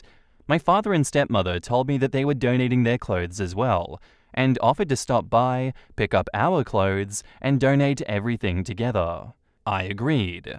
The day of, I had an emergency at work. I left the clothes in 2 bags by the front door, gave my father the password to our place. We had a keypad lock and changed the code frequently, and asked if he was okay stopping by while I wasn't there. He agreed, but later told me that he was busy and his wife would go instead. Sometime later, my stepmother texted me confirming that she'd gotten the clothes. When I got back home, both bags were still there. I instantly got confused. I started pondering what clothes my stepmother had picked up, which led me to check my kids' closets. Sure enough, half my daughter's clothes were gone, as well as about a third of my son's. I called my father. Thankfully, they hadn't taken the donations anywhere yet, so I was able to get everything back. My stepmother explained that she couldn't find the bags, so she just went to the closet and picked up whatever looked like it wouldn't fit them anymore. If anyone else had done this, I probably wouldn't be this upset. Sure, the bags were right by the door, but I've been inattentive before. It happens. But knowing my stepmother did this drives me mad in ways I can't describe. My relationship with my stepmother has always been bad. She was emotionally abusive towards me and my little sister when we were young. I could write a book about the damage she caused, but there's one particular part of the abuse that's relevant here. Early in her relationship with my father, she put on some weight. When she started making efforts to lose it, she decided the entire family needed to do so as well. She told me, then a preteen and only slightly overweight, and my sister, this started when she was 5, that we were obese, forced us both into increasingly restrictive diets, and tried to monitor what we ate at our mum's place. We were too young to understand what was actually going on, so my mum didn't realize how abusive the situation was until years later. From that moment on, our contact with our father, who joined in on the restrictions most of the time, and stepmother was mostly limited. We both managed to reconcile with our father, but the damage had been done. To this day, I have a complicated relationship with food. Years later, my stepmother was diagnosed with BPD. She's still in therapy and has apologized, but I never forgave her, and I never will. I'm cordial with her, but only for my father's sake. She tried to make comments about my daughter's weight before, but me and my husband, and sometimes my father, always shut her down. Every time my stepmother buys her clothes, they are at least 2 sizes too big. We always exchange them. My daughter is actually small for her age, which only makes this more ridiculous. Looking at the clothes that she tried to steal from my kids almost made me weep. Every single piece was either brand new or just fit them perfectly. Some of their favorite clothes were there. There was an astronaut onesie that my daughter got for her birthday literally 2 weeks ago that she is obsessed with. 4 of her favorite dresses, some of her costumes, her ballet uniforms, and a few shirts that she loves were almost gone forever as well. She stole less from my son, but still took many of his favorites as well. I'm cutting contact with my stepmother. My husband agrees with me. I don't care how much therapy she's done or how much she seems to have improved. I don't want her anywhere near my family ever again. This was the last straw. I refuse to let her damage my children the way that she damaged me. But I don't know how to talk to my father about this. We've both put a lot of effort into our relationship, and I don't want to lose whatever we still have. In the comments, When Will This Be Over says, I'm so sorry for the childhood that you had to endure. She definitely did this on purpose. I don't even know where to start. What a horrible woman. Even without the horrible history, what she did was a violation of you and your children. She doesn't get to enter your home, rummage through your children's clothes, and take things that she likes. It's 2024. She couldn't find the bags, which is a total effing lie. She could call you or your husband. But no, she did it on purpose. I can't tell you how to talk to your dad, but I can tell you for sure that you're in the right. I would be very upset too, and hurt, especially for your babies. You're a good mother for trying to protect them from that. The one thing about your dad, though, is that he failed to protect you as a child, and he brought that woman into your life. His feelings are not your job. He dug his own grave and should be held responsible for it. If he wants to be a part of your life, he has to put the work in. It's not your job. I wish you the best, and I'm sorry that you had to experience this. You are putting your kids first. Good for you. I once had to remove my father-in-law from our home, and it really upset the kids. You're avoiding any potentially upsetting confrontations from happening in the safety of your home by removing her from the guest list. OP replies, I'm very glad to know that my kids won't miss her much. She tried to play a grandma role with them, but they don't really see her as that. You're making the right decision. Just be honest with your father. Explain everything that you just told us, from your trauma to the clothes that she knew were your kids' favorites. Try to stay calm and patient if you can. It'll probably be hard for him to accept, but tell him that you were trying to protect your kids, that she already hurt you and your sister, and you won't let it happen again. Let him know that she did this on purpose, without a doubt. She could have called to ask where the bags were, but instead, she not only took clothes from the closet, but chose their new and favorite clothes on purpose. OP replies, the only thing that I have to add here is that I don't think she knew that they were my kids' favorites. In my daughter's case, I think she was just looking for whatever said 6 or 5 in the tags. My daughter was a preemie and is still a little small for her age, but my stepmother refuses to accept that clothes these sizes can fit her. I also don't think she was as invested in stealing from my son, given that she took a much smaller amount of his closet. A pattern that I did notice in his clothes is that she mostly took graphic shirts. There's one particular shirt, with a clown from the movie It on it, that I remember hearing her complain about in the past. You know what, OP? Just chuck the whole stepmother out. She deserves no grace in this situation because I don't know how she could ever twist this to be like, no, it definitely wasn't a targeted attack. I know that the instructions were 2 bags near the front door. I just definitely didn't see them there, so I rummaged through your entire house, and I rummaged through their clothes, which were not in bags. And I took the really nice stuff from your daughter, but I took like the shit stuff that I've told you that I hate from your son. That's a really fair and unbiased way of dealing with a situation like this. And I hate you. That's what I'm getting from this stepmother. The BPD is an explanation. It is no excuse. She needs to do better and be better. But in the time being, I would go no contact with her, or very restricted low contact. Because ain't no way are you getting away with disrespecting me and my family like that. Not in this household, sissy. And now, on to the update. So I spoke to my father a few days ago to inform him that my family would be cutting ties with his wife. There's not much to say about the conversation itself, but we did have a small fight about it. From his perspective, I think it was more of an I'm upset fight than I think I'm right fight. So it wasn't too hard to get him on my side. I had written a draft of what I wanted to say, but I only used half of it. I focused on the facts first, as that's usually what works with my father. His wife raided my children's closets without permission and stole clothes that they still wore and treasured. I also sent him a picture of the bags that I'd left by the door, which proves that she couldn't have walked into my apartment without seeing them. Another topic that I brought up was the way that his wife abused me during my youth, and how I'd seen traces of that behavior towards my daughter. Over the years, my stepmother has apologized for how she treated me more than once. I never bought it. She would say those things, but never change anything about how she acted. No amount of therapy, education, I don't think I mentioned this, but she's a psychologist, or conversations will ever be enough.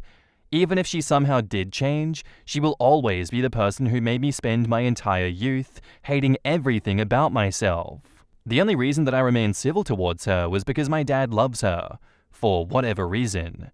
I was fine with her seeing my kids because it usually happened in environments that I could control, but I never left her alone with them. Whenever she offered to babysit, I made it very clear that that would never happen. I'd rather drive halfway across the city to leave them with my mother-in-law than allow my stepmother to tell my daughter that she's fat. I sent pictures of the clothes that she tried to steal to my father. He recognized many of them as pieces that my kids had worn weeks prior, as well as ones that he had bought for them. The ballet uniform stood out. I still have no idea why she stole that one, as he'd paid for it and insisted that it wasn't cheap. I also included pictures of the tags. While the ones on my son's clothes seemed mostly random, my daughter's read either 5 or 6. That is her size, but my stepmother has always refused to accept that. Once I told my father all of the above, he agreed that there was no way that she had stolen those clothes by accident, and it was best for me and my family to distance ourselves from her. I can tell that he's hurt by this, but it's not me that he's upset at. Even if it was, he knows my kids are my priority, and he can't change my mind on this. I allowed him to tell his wife. She's trying to contact me, but I've been ignoring her calls and texts. Before the week is over, I decided whether to block her or just keep her on mute. My children are not dumb. They will notice her absence, but I don't think that they'll care much, as they were never that close with her. She tried to play a grandma role with them, mostly just trying to push them to call her that, but it never worked. It's great to know that my kids will not miss her. My husband and I are trying for a third, and last, and I'm glad that they will never even meet her. I'm still very upset. As much as I've always known that she would never change, stealing from my children was something that I could never have imagined that she would do. But I'm much better than I was last week, which is enough for now. Thank you all for your love and advice. In the comments, glad you aren't answering her messages. OP says, I'm not even reading them. She could text me the meaning of life and I wouldn't know. Your father is a champ. Not at all. I love him, but he screwed up a lot in my life. As evident as it is that he has changed and wants to put effort into our relationship, talking to him about these things is still difficult. This could have been a much bigger fight, and I'm really glad that he took my side. So, she stole the ballet uniform because her husband spent money on it and she couldn't stand it. I'm glad OP is protecting her kids. I think it's more a combination of, that fat piglet surely doesn't fit into this, and that fat piglet shouldn't be doing ballet. If the grandfather had paid for a muumuu, I bet it would have been left in the closet. Exactly this. I can still remember both my grandmother and my mother taking away clothing gifts that fit me perfectly, but they insisted that I was too fat for. I'll be 40 this year and have a lot of therapy under my belt, but that shit affects me to this day. What the hell is wrong with that woman? It seems like she enjoys to torment people, especially those who could not defend themselves. OP is a good mom, and I'm glad that her husband backs her up and her dad took her side, because I would barricade my lawn just to stop that woman from getting near. And dear God, she's a psychologist? I imagine all her patients end up in the loony bin with her help. A lot of psychology majors in Brazil end up working in corporates as HR or something similar. Hopefully that's what stepmother-in-law is, and she doesn't actually take patients. I was gonna say, I really hope that grandfather here takes on board what OP says and seriously reconsiders his relationship with this woman, but as it went on and she described him doing irreparable damage to her as well throughout her childhood, I really think that it's a situation where birds of a feather flock together. And if you did want to put the pedal to the metal in this situation, you could say you're not seeing the kids until she's out of our life completely. But I really doubt that would cause any meaningful change. Really, the civil solution to this is completely no contact with her. She has nothing ever to do with the children again, and she will never see them. And he has to be the one to enforce and respect that, because his ass is on the line if he doesn't reel her in. I think that's really the only civil solution you have to this, unless you can kind of force him to break up with her, but I really doubt that that would happen. Not a nice situation to be stuck in at all. She deserves the worst for what she's put OP through, and it's great that OP is protecting her children from further attacks from this psychotic BPD psychologist. Seriously messed up behavior from her, and I would stay 10 light years away from her. I would keep my family so safe from her. Posted by user Tada, titled, "Am I wrong for following the don't ask, don't tell policy in our marriage? I've been having arguments with my wife and standing my ground on a policy we made when we were dating. However, somehow I feel I might be in the wrong and wanted to get neutral opinions on the issue. For context, my wife and I are in our mid-30s and deeply religious. Please don't judge us on this. She is quick to judge people who do not have the same belief system as her. I also like our modest lifestyle and how great of a wife she has been. However, I was not always like this. I grew up in a small religious town in the south where our social life revolved around the church. I worked very hard to get into a college on the East Coast as far away from my town as possible. As any person who has repressed his desire for years, I had a very wild college life and slept with a lot of girls. After I graduated, I continued to be the same until I met a girl who became deeply emotionally involved with me, despite clearly communicating that I wanted to date casually. Could not take the fact that I was with other girls when dating her, and she had an emotional breakdown, thought I was cheating on her. I cared about her too, and it broke something in me. I started therapy and learned that I had an addiction problem and worked very hard to improve myself. I also joined a church around that time and started appreciating my religious upbringing. I reconnected with my parents and sisters and was celibate for almost 2 years. I only dated with the goal of getting married and met Amy, my wife. We had similar values, and she was saving herself for marriage. I told her about my past, and she said that she only cares about my present and future. As we started getting close, we started discussing sex, and she told me that she's worried that it would be painful when we eventually do it. Me, being a stubborn buffoon, told her about girls who were virgins when we slept together and how they described their experience. She turned pale like she saw a ghost, and we had a big fight. She said I should never mention my exes or my sex life to her ever again, as it was disgusting. I agreed, and we implemented our don't ask, don't tell policy. It basically means she would never ask me about my past, and I would never bring it up. Recently, my friend Emily divorced with her husband. Emily was my best friend since childhood. We are from the same town, and also close to my wife. We all live in the same town. Emily and her husband were also a part of our church. My wife and I let Emily move into our house while her husband moved out. We've been helping Emily with some household stuff and getting her life back in order. This sometimes involves her calling us in the evening to take care of some stuff or to help with her kids. My wife mentioned to me that she was a bit uncomfortable with me spending alone time with Emily because now she's single. However, she understands Emily is like family to me and wants me to help her and her kids in her time of need. So, my wife asked me if Emily and I have ever been intimate with her in the past. She knows that we never dated, but she wants to know if we ever kissed. The truth is that Emily and I were friends with benefits for almost 3 years, until I started therapy. Emily and I would always keep it a secret, and we never told anyone. I'm a changed man now, and intend to stay loyal to my wife until I die. I told my wife that it's irrelevant, as I'm a loyal husband, and cannot believe that she would think that I would be attracted to Emily. I did offer her that I would not hang out with Emily alone, and only go to her place when my wife is with me. My wife did not like me dodging the question, and kept on prodding.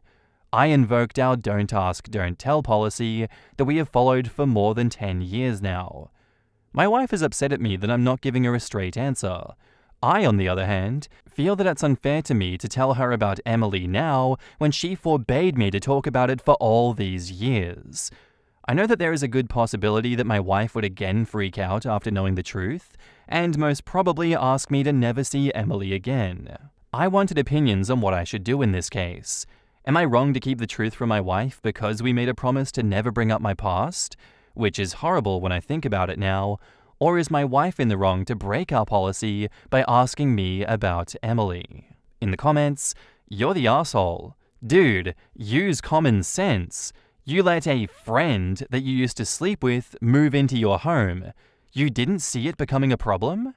OP replies, that was 14 years ago we did that. We were kids compared to now, and I don't think that was relevant. Moreover, my wife never wants me to talk about my dark phase, and has reiterated that to me over all these years. She wants me to keep up the illusion that I'm a religious fellow that she married, who she plans to go to heaven with. It's kinda cruel to let your wife become friends with a woman that you slept with for years, even though you knew if it ever came out, she would probably never agree to this whole situation. He should have let her know the truth the moment he introduced them. Yikes. I can't believe you think that I would be attracted to Emily. Dude, you're just digging your grave deeper. Now you've got to tell her. And yes, this isn't going to go well, but her hearing it from you first is still your safest bet. Your dodging the question has already given a clue that you and Emily have a past. Tell her before she corners Emily, if she hasn't already. But if you hadn't slept with Emily, you wouldn't have told your wife that. That is why you're wrong, because you're only invoking the stupid policy because it benefits you. Pretty wild for you both to become friends with your former friends with benefits and not think your wife should know. That for sure wasn't what she meant when she said she didn't want to know about your past, and you know it. You're truly living up to the shady stigma of the super religious. You fit right in. Look, I'm sure both OP and the wife have some character flaws. Saying don't judge us, but then saying that she's super judgmental of everyone that doesn't share the same belief system? I don't know about that one. That puts me on the wrong foot with her immediately. But that does not at all outweigh the fact that you are lying to your wife intentionally. You're lying by omission, and you're doubling down on that omission by invoking a policy from 10 years ago. I feel like the don't ask, don't tell policy is just like a general storytelling thing. I don't want to know your stories. But if you're going to introduce your wife to someone that you were friends with benefits with, be honest with her, man. What are you doing? You know what you're doing is wrong. You had so many years to correct course and to kind of get yourself out of this one, but as soon as Emily starts living together, you're making it so much worse. This really puts the trust between you and your wife at complete jeopardy. If you're breaking her trust in this instance, why should she ever trust you again in the future? Why should she even stay with you? Can she believe anything that you say? I think you're definitely in the wrong for this one, OP. You need to do some major damage control right now. And now, onto the update. I posted a few days ago regarding not telling my wife that my best friend and I were friends with benefits a long time ago. I did this because my wife didn't want to know about my horrible past, and we had a don't ask, don't tell policy in our marriage. I thank all of you for your comments and confirming what I already knew in my mind. Lying to my wife and keeping my past from her was never my intention, but we've been married for 10 years now, and I did not want to risk losing my wife's trust and respect over something that happened 14 years ago.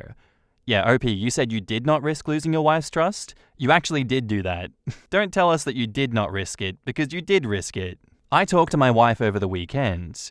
The truth was far more horrible than what I wrote in the previous post. I sat my wife down and told her that I want to come clean and tell her about everything. I told her that I have some conditions though. Firstly, I will not give a yes and no answer to her questions, and she will have to listen to all the details. She can judge me, but has to know that I am not the man that I was at that time. I was a horrible, morally bankrupt person before she met me, but through God, family, and therapy, I have overcome my demons and work every day to repent my sins. Secondly, she will have to answer questions about her feelings truthfully to me after she hears about my past. She agreed. I told her the truth about Emily and I. Emily and I were friends since high school. While I went to college, Emily stayed home and started a job. She was dating my friend Josh since high school. I discovered a whole new world in college and found myself drawn to behaviors that I knew were against God's will, including engaging in sexual relationships with multiple partners at a time. It was like a game for me. There was a time that I was visiting my parents over a break, and Emily was curious about my college life. I described my sexual experiences to her, and she kept asking more and more questions. One thing led to another, and we started sleeping together. Josh and Emily were saving themselves for marriage and waiting for Josh to get a steady job.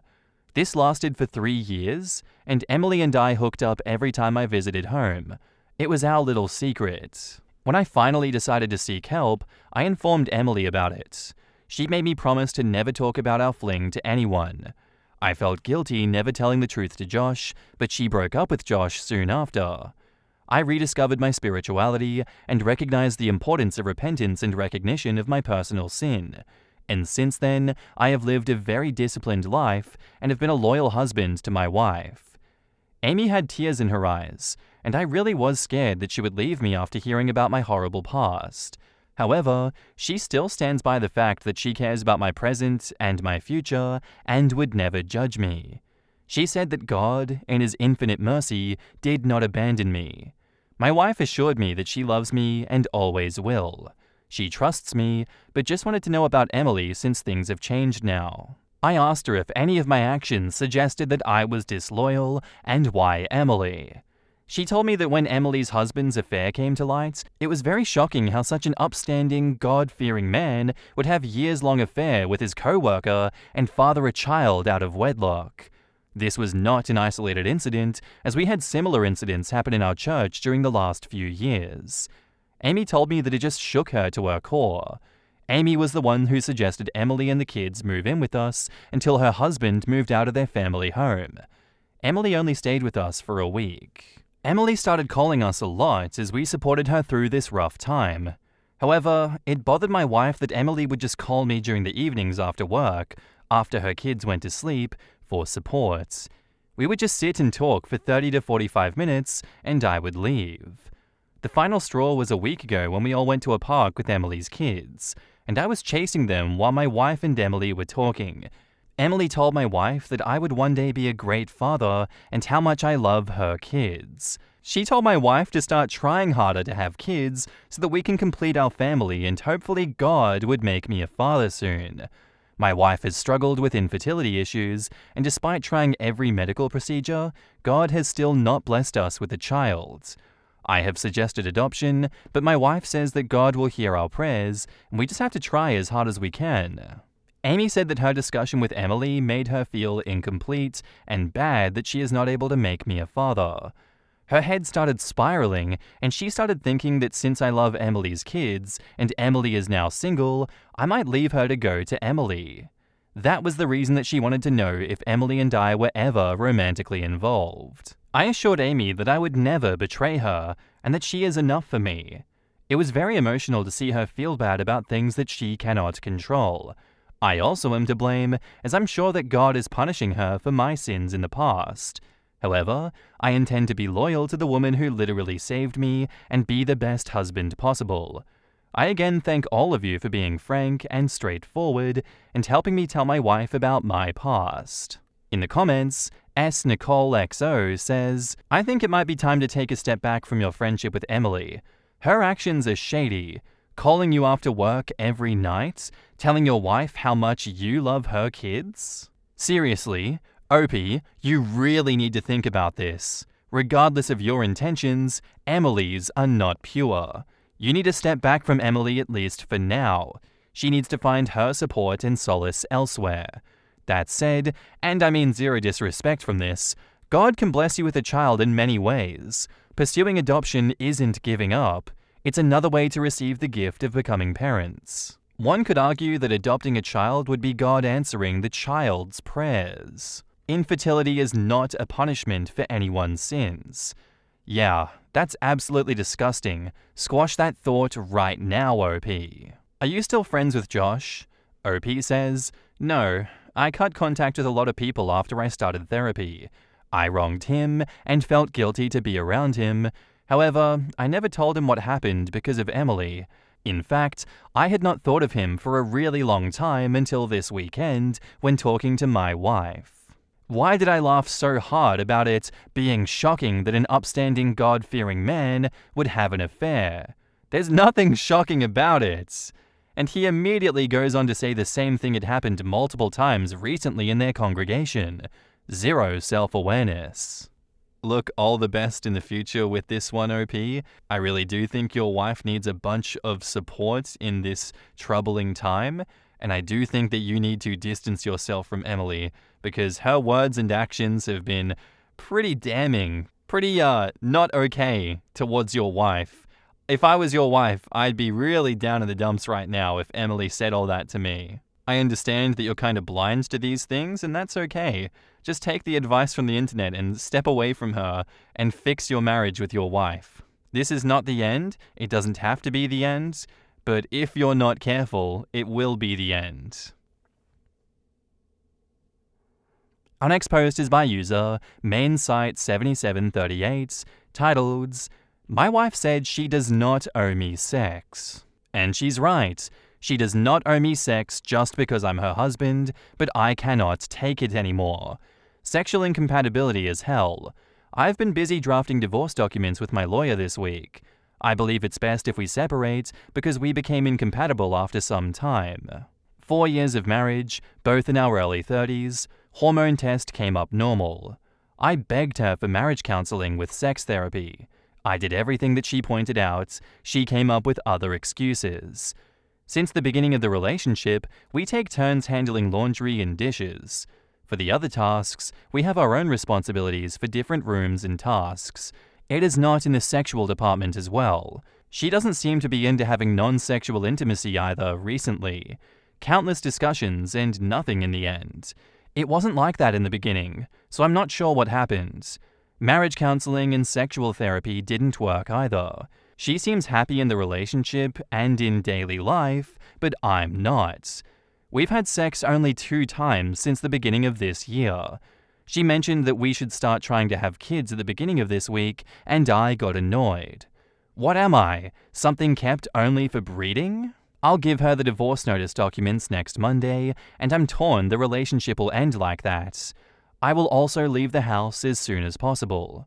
However, I'm sure that I'm doing both of us a favor in the long run. We should separate before having kids. I just wanted to vent and get opinions from a neutral point of view. In the comments, Paralacal says, "That's crazy that she's considering having kids with you and you were considering divorce. Two people living together, yet so far apart. That's crazy to me, especially as they had therapy and nothing changed. Why would you want to have kids with a man that you know is unhappy? Maybe she thinks that he'll stick around with a kid, or that will placate him. A kid would just give her more reasons to not have sex though. Or, his wife has zero awareness of how unhappy OP is, regardless of if it's best they split up. Having a low libido and being asked for sex often can cause resentment on both sides. If she has a low libido and doesn't care about sex or intimacy, it's more likely that she just doesn't get how important it is to him, or why that would be such a contentious issue, because in her mind it's just sex. Some people do not understand.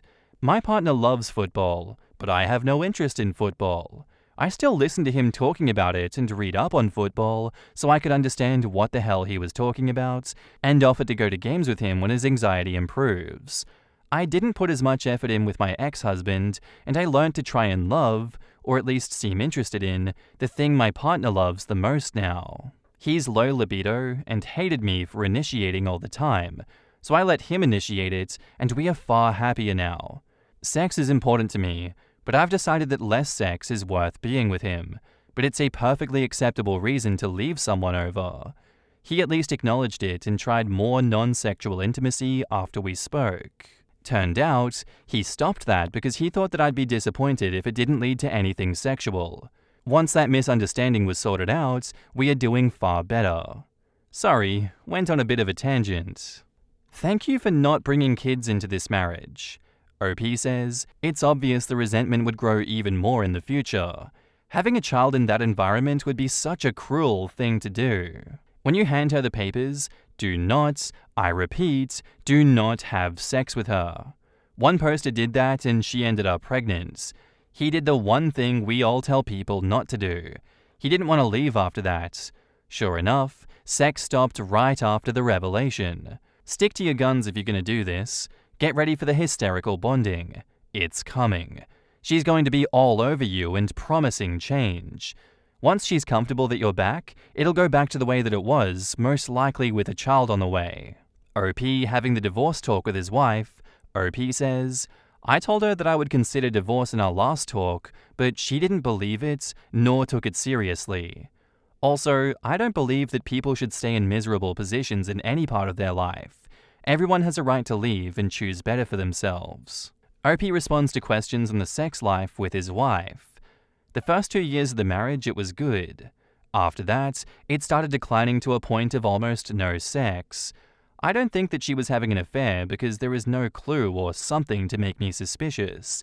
We are mostly together, and she didn't give me any reason to be suspicious of her. The first 2 years, it was good. It's not that I woke up now, I just tried to fix it and change it for 2 years. In the end, nothing worked, and I decided to divorce. Yeah, look, I don't blame you for wanting to divorce in this instance.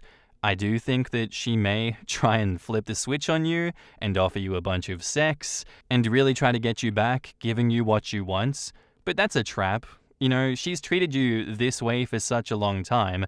If you're on your way out and you tell her, hey, I'm leaving, and all of a sudden you're getting love bombed and you're being given everything you want and reassurance, please realize that if it's too good to be true, it probably is. As everyone in the comments said, things will go back to the way they were, except now you'll have a kid on the way, and you'll be trapped, and no one wins in that instance. The most the child can hope for is amicable co-parenting, but you're intentionally starting it off on the wrong foot when you can choose not to do that. And now, on to the updates. She got the notice papers this Monday, and she was shocked. I explained to her in detail and thoroughly why I came to that decision. I pointed out every previous discussion we had, how there were no efforts from her side, and we are simply incompatible in the end. There was crying and arguments again. I also told her that I would be going back to my hometown to settle in my premarital house. It was my mum's, but after she passed away, we shared it half-half with my sister, though I gave my share to my sister later. We had to move to our current city due to my wife's job. A lot happened that day, but I'll not give details as they were mostly personal. The next day, I started packing important things, and all of a sudden, my wife became the most sexual person on the planet. She came to me with lingerie, sex toys, costumes, and she came on to me.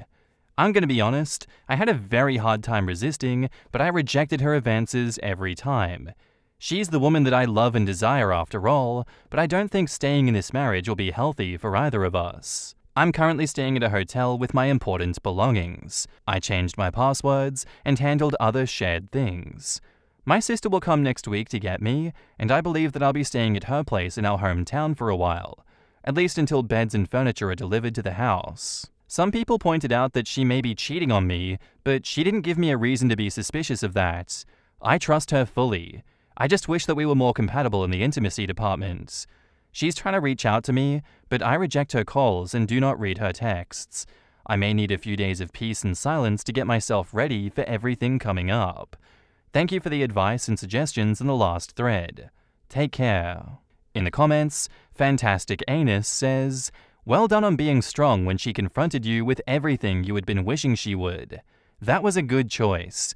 Giving in would have prolonged this cul-de-sac in both of your lives and caused a lot of harm in the end. The hardest part of someone changing is knowing they could have been doing it the whole time, but they chose not to. They didn't care when it was hurting you, only when it hurts them." Yeah, this is what OP needs to remember more than anything.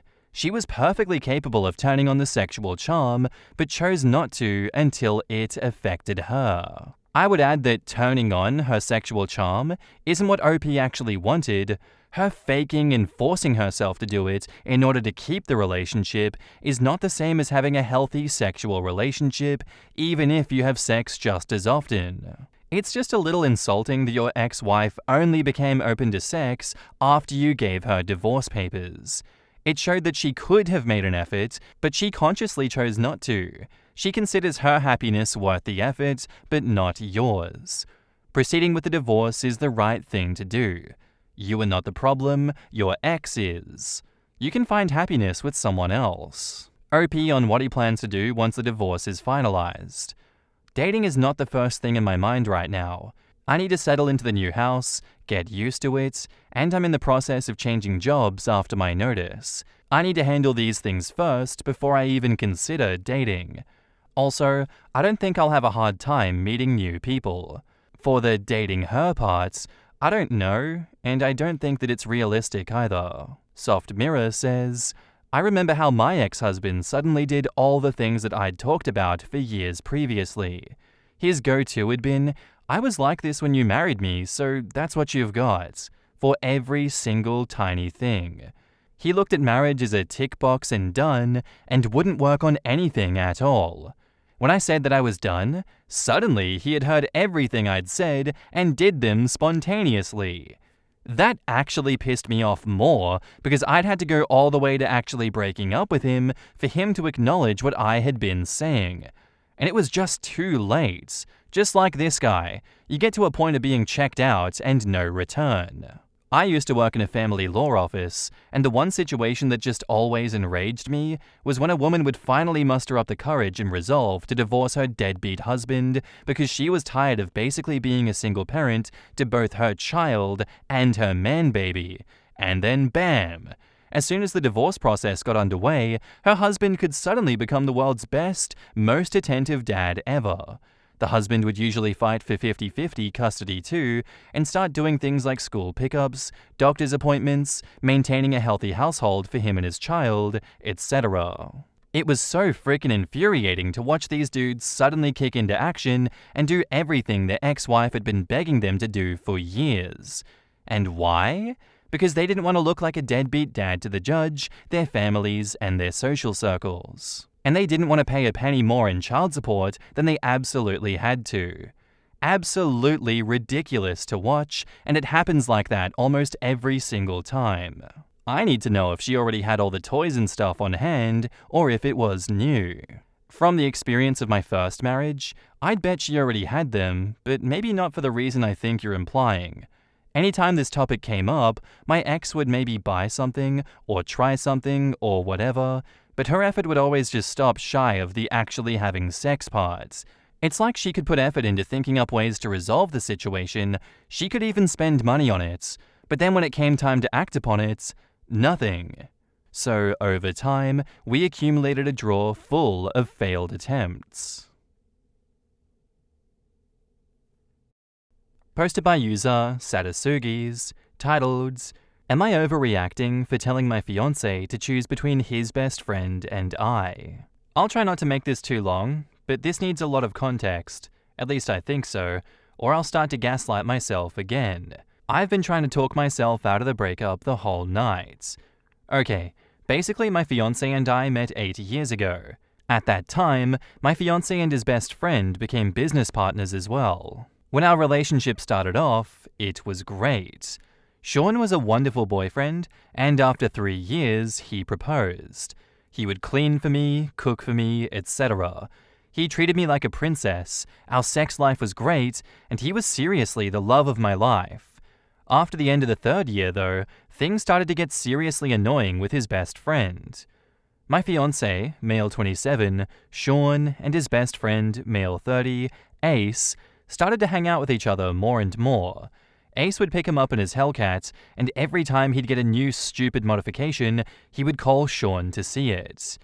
I didn't think anything of it until they started spending the night with each other. I posted this on another subreddit when this happened and asked the same question, am I overreacting? And I got a lot of, yes, you are overreacting. After all, it was only sometimes on the weekends, and it was so Sean wouldn't have to drive home after work. You know, it was harmless. Well, then it started to be during the week, and for 2 to 3 days at a time. He would go out drinking with Ace almost every weekend, and come back home at the arse crack of dawn. We're talking like 1 a.m. 1 a.m.'s the arse crack of dawn? Since when? If you live in Reykjavik, maybe. Or not come home at all, so he wouldn't drink and drive. Plus, I'm pretty sure they hang out after they get off from work, because he comes home later than he did a year ago or so. It got to a point that if he had an outing with Ace the next day, he couldn't sleep or eat from the excitement, or even be intimate for the fear of not being able to concentrate. I got extremely upset at this, and accused him of not being attracted to me, but he assured me that wasn't it, and when the outing was done, he was right. He'd be just as attracted to me as before. Regardless, it was weird. I felt like boundaries were getting crossed, and I left this out in the first Reddit post that I deleted, but he had an accident at work and Ace called me saying that he would be the one to take Sean to the hospital, and I argued with him, but Ace took him anyway. I didn't even know what hospital he went to or anything. Sean was fine and insisted that he went to Ace's house afterwards because he didn't want to be alone. I told him that hurt me because it seemed like he was saying that he felt alone with me. Again, he assured me that that wasn't the case, and that it was the shock of the physical accident, and Ace was like his brother and his only family. Sean doesn't have much family, and it's only me, Ace, and his aunt that he barely talks to. During my dress fitting, he brought Ace. Which, I should mention, he spent the night with Ace the night before the dress fitting, and was 10 minutes late with my family there. When I saw Ace, I was furious. He yelled at me the first time a week ago when I asked him, "Are you and Ace having some weird thing going on?" It was along those lines. It was more like a joke, but he was like, "Oh my god, no, I'd never. I don't even like men, and Ace is like a brother." Which, he's never had an interest in men before, but what? Please tell me I'm not crazy? He also likes a lot of women models, etc., etc. Anyway, all of that was weird, including all the times they just hang out on the weekends, and Sean would dress up for hours. I mean hours, and put on cologne, and then Ace would show up in just a baggy hoodie with a chain and jeans. But this took the cake. He missed our 8-year anniversary dinner for the first time to celebrate 8 years of him and Ace meeting and becoming business partners. I was furious. If this didn't make it any better, he was apparently blackout drunk and stayed over at Ace's. I could have driven to Ace's place, etc., etc., which is what my friends were saying, but why would I do that? I'm tired of it, genuinely. When he got back home, he was apologizing profusely and telling me how much he loved me and our relationship, but I told him that it would be over if he didn't choose between Ace and I. He looked defeated and told me that Ace was like family, and he couldn't believe that I'd ask him that. And I stormed out of the house after ignoring every single compromise he threw at me. Even if our lease isn't up, I stayed at my parents', and I'm so ready to just stay here. He called me several times in the last day and left voicemails, but honestly, I'm debating picking up and talking things out. But I can't help but think that I'm the problem here. Am I overreacting? In the comments, not the asshole, but why did you stay with a gay or bi man for 8 years? You can't be that dense. OP replies, he was always openly calling himself straight. And it's so stupid because I've told him I didn't care what he was if he wanted to come out. I like things that he doesn't really like anime and things like that. And it came up that I thought 2 people in an anime were gay that I watched, and I literally told him that he could tell me anything, even if he was as gay as them. He laughed and just told me to shut up. Have you ever gone out with Sean and Ace together? Has Ace dated any girls? Are you ever invited to hang out with them? OP replies, Ace has dated girls, but I think he's also dated men. Ace is like a character. He's a wannabe gangster. I wish I was a terrible person so I could post what he looked like. He listens to rap and has huge rims on his car. As an obvious white person. I'm not trying to be racist or push stereotypes at all, just trying to set the picture. What do your parents think of all of this? Just out of curiosity. OP replies, my mother thinks it's a bit weird, especially since Sean and Ace were talking the whole dress fitting, and only stopped when I started showing Sean my dresses. I have no idea why he even brought Ace, considering he left to go to the bathroom and he was struggling with depression. Why are you marrying him? OP says, after all these comments, I don't know. I'm not sure it's happening anymore. You need to get friends. In all of this, the one bad thing I'd say is missing the anniversary. The rest is all pretty normal for a couple with friends and no kids. Sounds like you're fuming that he has a friend and you want him at your beck and call at all times other than work. Also, 1 a.m. is not the crack of dawn, lol. Behave. OP replies, anyone that tells me that it was so obvious needs to read comments like these. These are the comments that kept me second guessing in the first place, and here I am trying not to second guess again. OP comments on the post 5 hours later. I hope this doesn't get lost, but after about 5 hours straight of being on the toilet, sick on my stomach and reading the comments on this post, I'm gonna log off for now. I would like to say that in no way am I trying to be homophobic, biphobic, or transphobic. For the people saying that it's fake and confusing, if you comment under this and ask me about consistencies and gaps, I promise you that I will fill them. It's really not my concern if anybody thinks this is fake, because it's clear that I have other priorities right now, like addressing the clear emotional affair that my fiancé has been having. I am under extreme distress, and I probably have made typos or messed up consistencies. Again, if you have any questions, just comment under this. I don't want to confuse anybody, and I'll try my hardest to answer anything. To give even more context and to just air out my trauma like Reddit is my therapist, 1. During the sex fiasco, he was excited all night for the trip. He came on to me first, but said that he was too excited and that he wanted his mind to be all on me while we were having sex. Sex continued as normal after this, though it was a little less, which seems suspicious to everyone now, but it wasn't to me because he was helping his best friend with severe depression. And 2, thank you to everyone for the nice comments, and I'll try my best to make an update. If I do this conversation over text, I'll post the update with screenshots and receipts. Yeah, at minimum this is an emotional affair, but I very much doubt that this is a minimum case scenario. If he's having less sex with you as well, and he's spending that much time out with his best mate, and missing your anniversary, I think he might be a little bit gay. I think it might be a physical gayness too, just a little bit of a tinge of physical gayness. Like making out with your homie in public, but shaking your head and making the cuckoo crazy suggestion the whole time so that people know, not actually gay out here, no homo. But then you just keep kissing your homie? Like, that seems to be the level of denial that he's at right now. I think an ultimatum is absolutely a requirement here, but I don't even know if I'd bother with that. I think I'd just go straight to breaking up with him and getting an STD panel done. Like, I definitely want to know the truth in this situation, but I don't think I'd trust him after this, and I think it'd be better to have a clean break. Otherwise, he's gonna start asking if he can install an art room in your spare room in the house, just for him and his bro to, like, chill in every now and then. Nothing suspicious though, they're just bros doing bro things. And now, onto the updates. I called Sean at my parents' house, crying into the phone. We talked until 3 a.m, and the engagement has been called off. To no one's surprise, Sean admitted that something was happening between the two of them, kind of. I explained the Reddit post, and he called me malicious for blasting him online. I told him he's lucky I didn't blast Ace and him on our socials and Facebook. After that comment, I explained the comments. There was a particular comment when they mentioned Ace's feelings and how I should ask Ace. I said I might just do that. Sean told me not to, and told me straight out that Ace had feelings for him. I was speechless. I asked him how long he knew, and he said since a few years ago.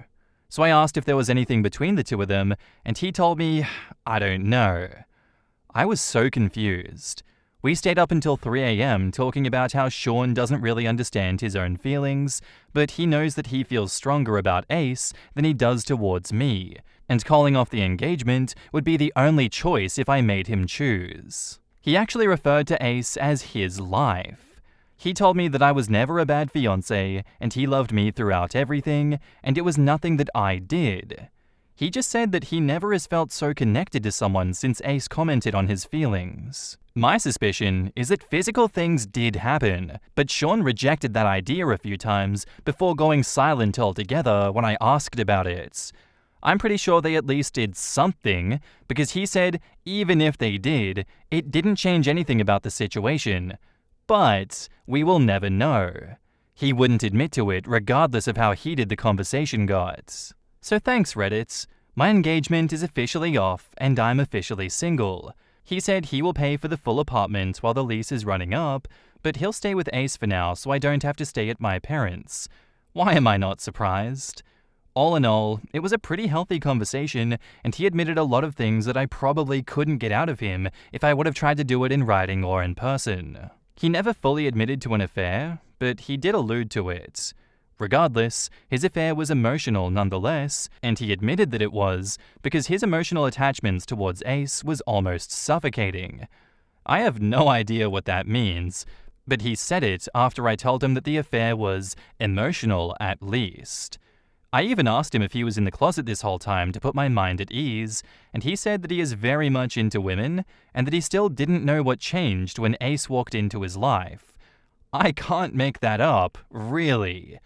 I'm not sure how I'm coping with this, but I'm going to choose me. I'm excited to start a new chapter of my life without Sean and Ace. Edit. For everyone commenting about my lack of grammar, stop. I know that I messed up. I just wanted to keep it consistent, and the post got too much traction for me to change it. Please don't be biphobic in the comments. Bi people exist. The comments being mature and explaining how bi crisis works are great. I am not angry at either of them. If anything, I'm kind of wishing them the best. Sean described Ace how I described Sean, and even though it makes me tear up thinking about it, Sean deserves that world. Sean deserves that kind of love and attraction, even if he thought that he had it for me. I'm only upset that he lied, and he felt like he couldn't trust me, so he strung me along and wasted my life. Though maybe he couldn't trust himself either. In the comments, I wish you nothing but healing and happiness, OP. I hope you know that you did nothing wrong, and you deserve better than what Sean did to you. A stand-up kind of guy would have broken off the engagement instead of stringing you along like that. And OP replies, thank you. I honestly sound calmer than I am though. I've been a mess. I just thought that you guys deserved a calm and collected update. Reading the Reddit comments yesterday had me already mourning before I got onto the phone with Sean though. I don't know is such a childish response. He had known in his gut for years. The man you thought you knew and who he is are two different people. Take time to recover, and I wish you the best moving forward. OP replies, not to mention when he said that Ace admitted his feelings, it was a night that I knew in my gut something was up. and Ace kissed him that night. I just condensed it down. The plot was so thick, and I talked from 8 p.m. to like 3 a.m. I promised him that I wouldn't put extremely private details that could reveal his identity in exchange of him paying the full apartment. I don't know if this is extremely private, but it's something. I probably wouldn't be admitting blackmailing someone for not outing them if I were you. OP says, I didn't really agree to that. He offered to pay for the apartment. He kinda just said, please don't do this, or I'll stop this, and I really just didn't care. It's not like I was going to blast him anyway, and I don't want to stay in my parents' small 2-bedroom house with 5 dogs. How horrible. He cheated point blank, and from what you wrote, it was probably more than just a kiss. Sown is awful for not openly communicating his feelings sooner and dragging you along for so long. At least now the healing can begin. Block them both and live your life to the fullest. There is someone amazing out there for you who will put you first. Remember, this isn't your fault. Cheaters cheat for selfish reasons. He didn't deserve you anyway. And OP says, I agree. I told him that I wasn't mad that he fell for someone, but that he let me think that he was in love with me while he was doing it. He actually started crying and told me that he didn't know again. I find myself feeling bad for him, but I can't help but think that I got the worst out of it. So why should I? I'm so sorry that it ended this way, but at least you know now. Did he say why he never told you about his feelings for Ace, or why he just didn't end the engagement? OP says, well, I'd like to think that I know Sown a little bit. After 8 years, it just sounded like he was scared. When he admitted that Ace kissed him, it sounds the same as when he admitted that he lost money gambling, or when he doesn't know which choice to choose in a choice-based game. Like someone in my DMs was saying, I'm assuming he wasn't even aware himself, and this was the first time admitting out loud that he wanted to pursue Ace. It just seems so weird. Was he planning to actually marry you? I'm cross at him myself for completely wasting your time these last 4 years. OP says, I actually think he was planning to marry me until Ace confessed 2 to 3 years ago. That's when he said, I don't know, I wasn't there. But I'd like to trust him on that. At least trust him on something, but I'm also disappointed because that means I was hoping for a marriage that he was pulling away from for 2 to 3 years. Why she says Ace is a poor choice. Other than the obvious of kissing an engaged man? Well, he just dresses and talks in a culturally appropriative way, and he's white as hell. He also had a girlfriend, Kiana, that they fell out with. Should have seen this as a red flag, but Kiana didn't like how close they were either when Kiana and I met. Kiana would just say that he was a poor boyfriend in terms of time management and acting like he cared. Also, she said that Sown knew more about Ace than even she did. Plus, on top of that, he's just obnoxious and rude and hated me for a while. And now I know it's probably because I was engaged to the person that he had feelings for. Crazy Kirby-kun says, oh, I was in this thread. It was so infuriating seeing how many people brushed her off as bait and kept making jokes when she was really out here suffering and being vulnerable looking for help. I actually had some PMs with her as well, and the texts that he sent her are the worst. He absolves himself of all responsibilities by making it her choice to end it and says he hopes she can learn to forgive him one day. My original stance still stands. The relationship between Sown and Ace is Sown being in love so deeply because Ace is his exploration into his latent bisexuality and he's going about it the most selfish way possible.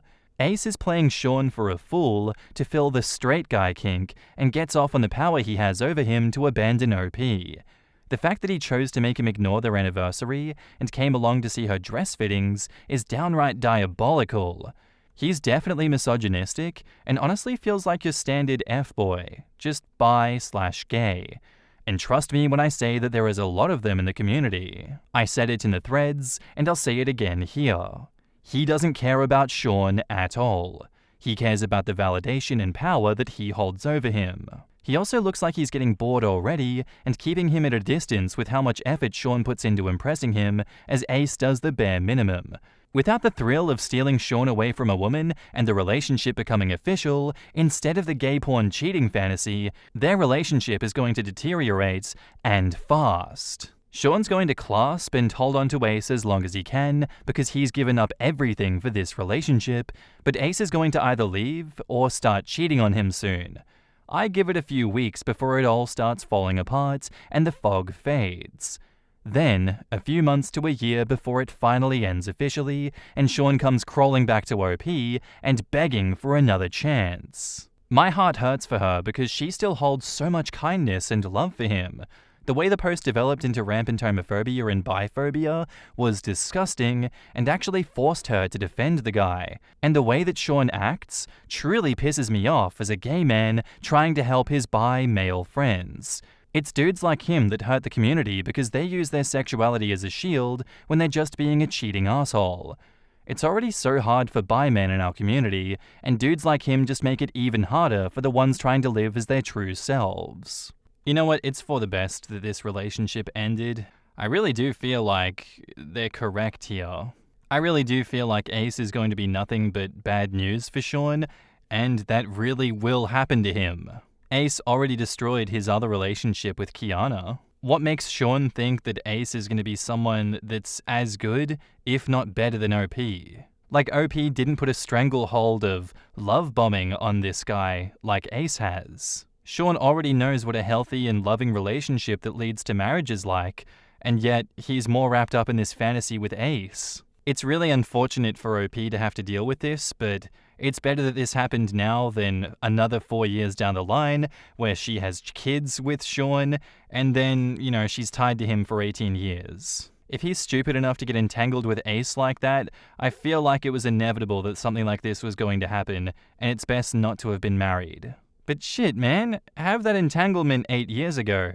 Don't waste almost a decade of OP's life. Jesus. Our next post is by user smallaccident8006, titled, "Am I the asshole for wanting to cancel my parental rights after finding out that my son isn't mine?" So I'm a guy, male 26, who has been raising a 4-year-old boy, and up until recently, I believed that he was my biological son. His mum and I dated for about a year, and shortly after we broke up, she told me that she was pregnant. I accepted it without question and have been there for the boy ever since. Over the past few months, I started noticing that he doesn't really look like me. Friends and family have made casual comments that fueled my suspicions. So I decided to get a DNA test without telling his mum because I didn't want to cause any drama if my doubts were unfounded. When the results came back, they confirmed my fears. I am not his biological father.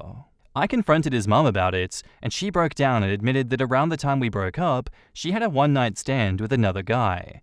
She wasn't sure who the father was, but when she found out she was pregnant, she figured that it was just easier to just let me believe that the boy was mine. She said that it was a mistake and that she's sorry, but she also insisted that I'm still his dad because I've been the one raising him. I was devastated. I felt betrayed and used. I told her that I wanted to cancel my parental rights and get my name off the birth certificate. She pleaded with me not to do it, saying that it would destroy the boy.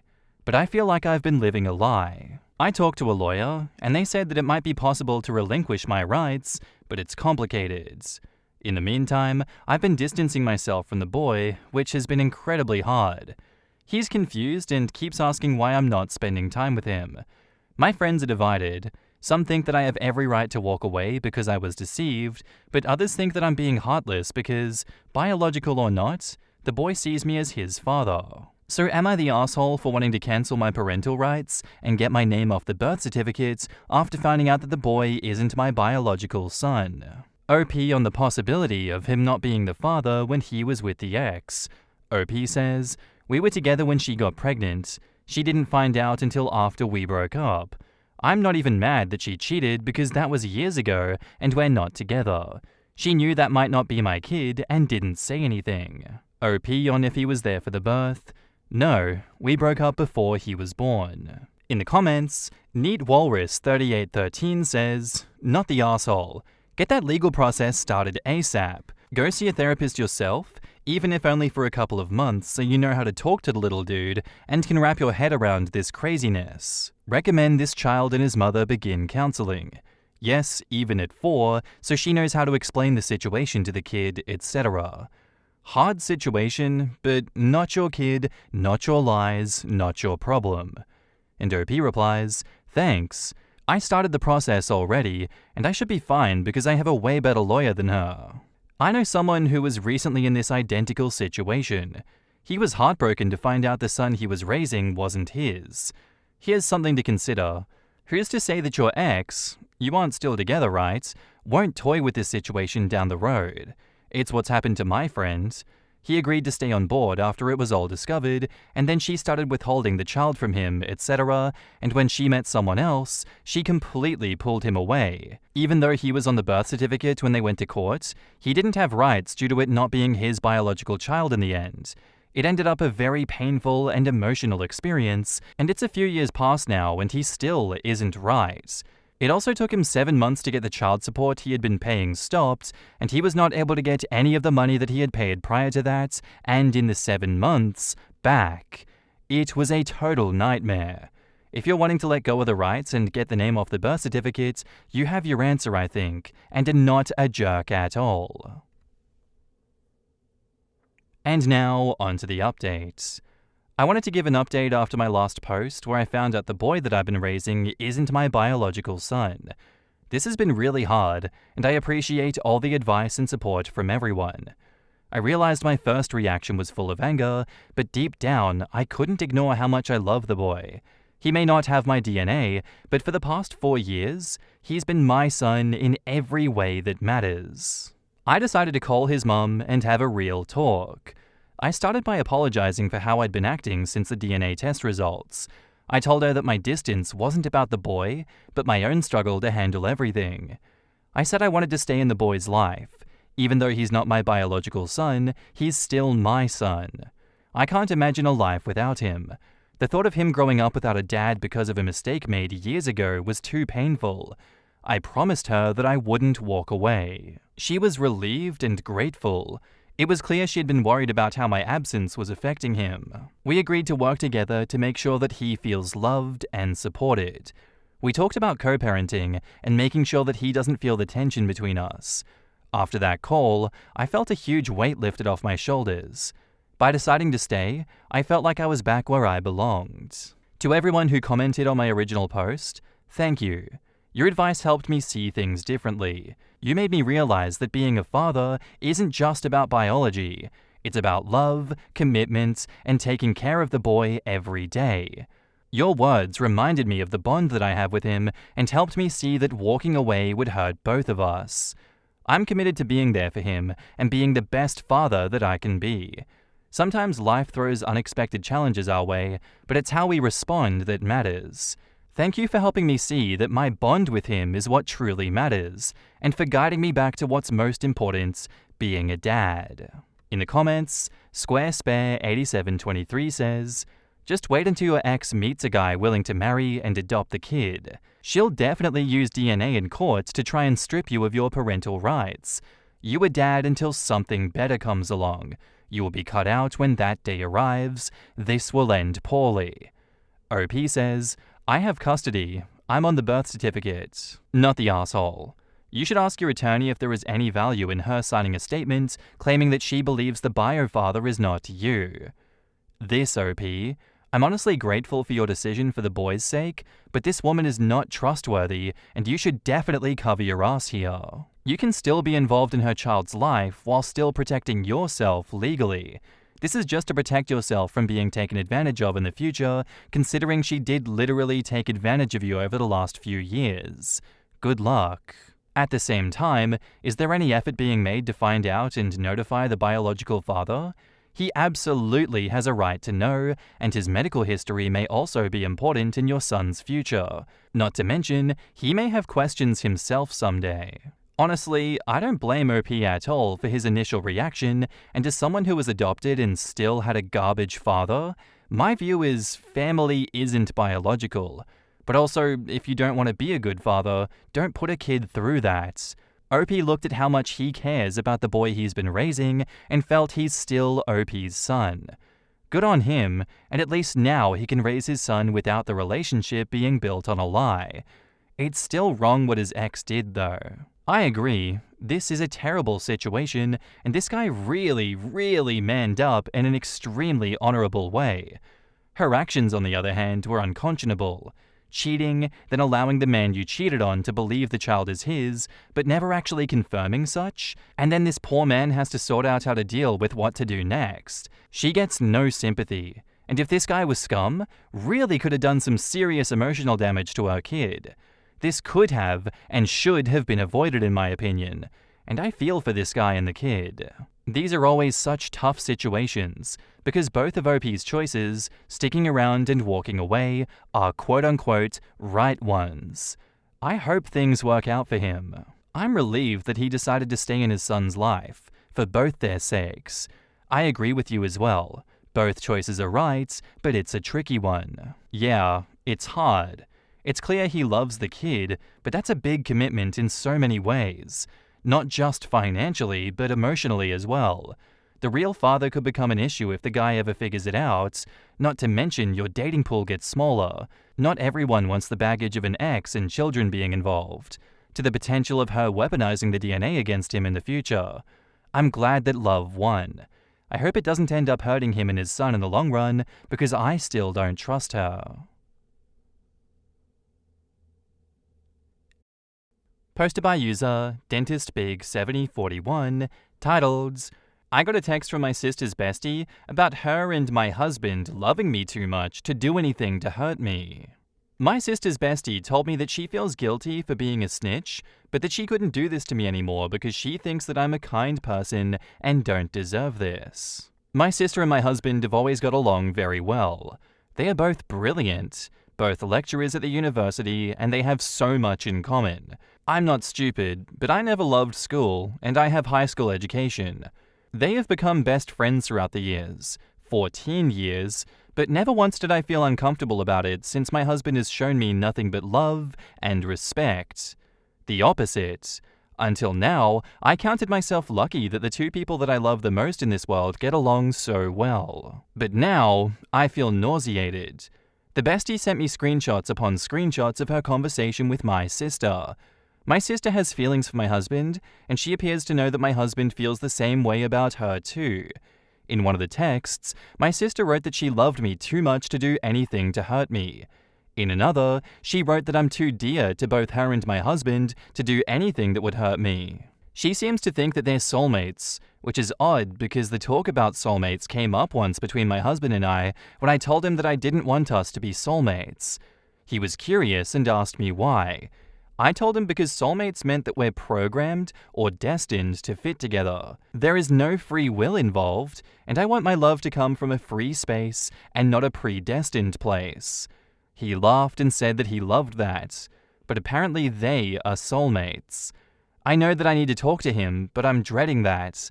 I am in so much despair right now. In the comments, Art Needs More Fluff says, you need to have an honest conversation with your husband, and if you have a hope of saving this relationship, he and you need to go low contact with your sister, and you need couples therapy. Best case, your sister is suffering from limerence.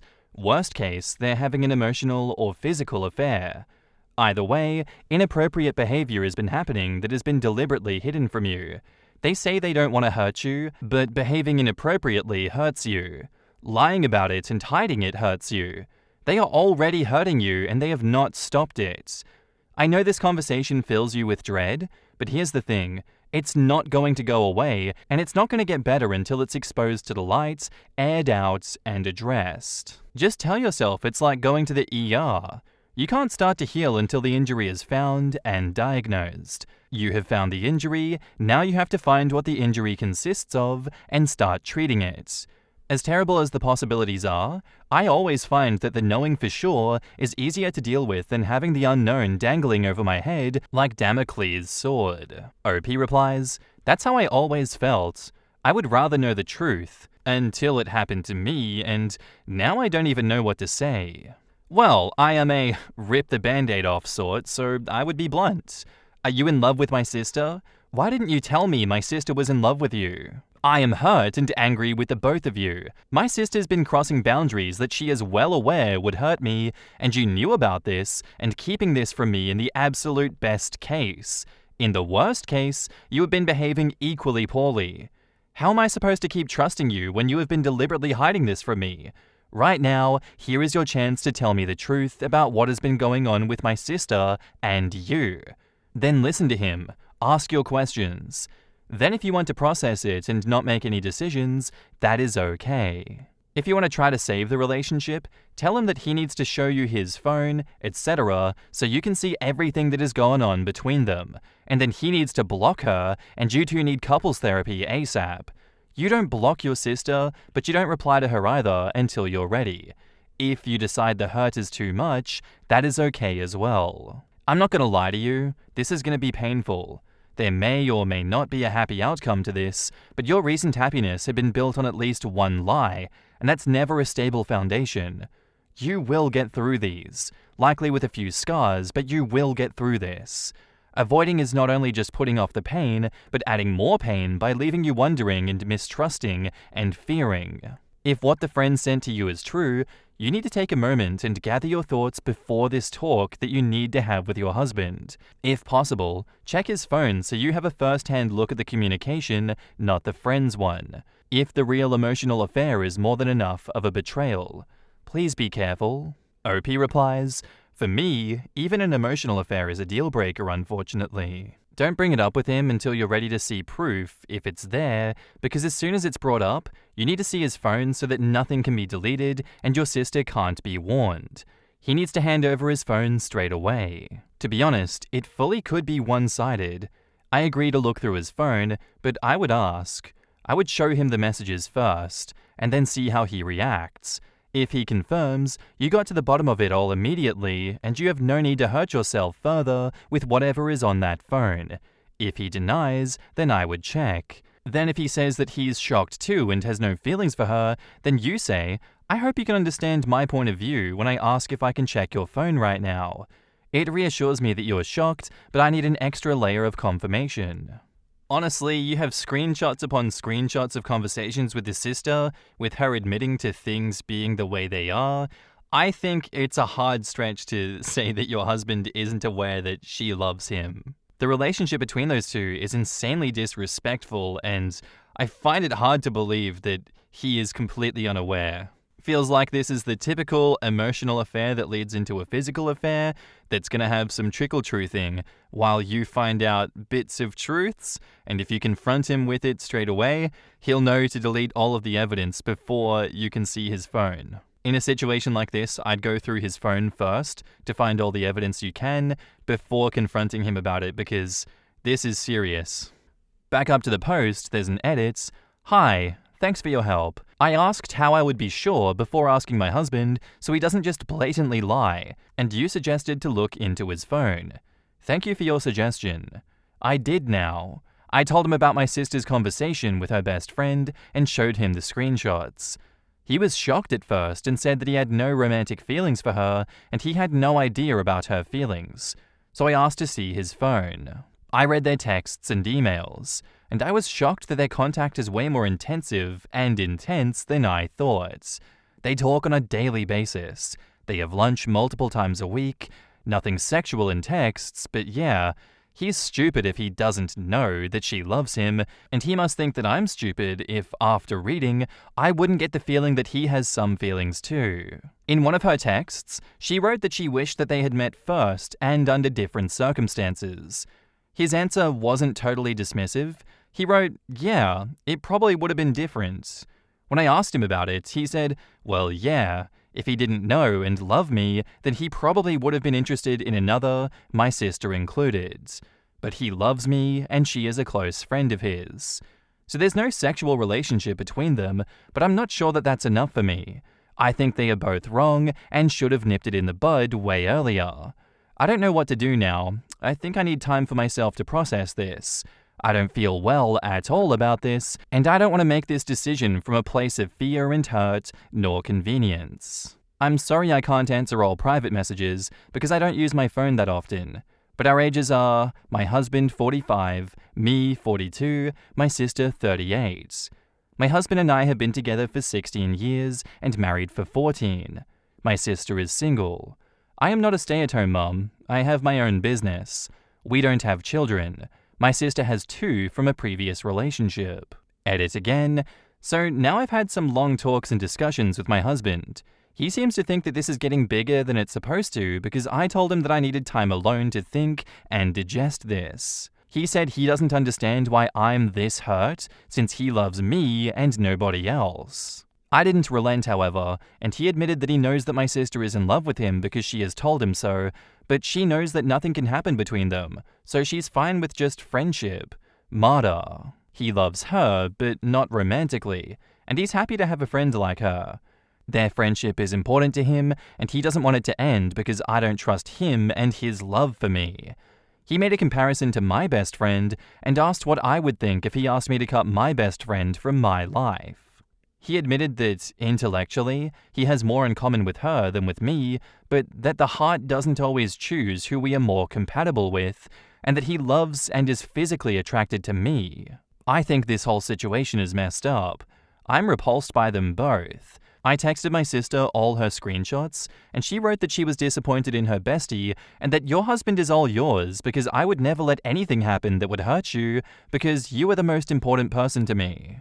In other words, they are both contradicting each other since both seem to believe that they are the one who is not letting a relationship between them grow for my sake.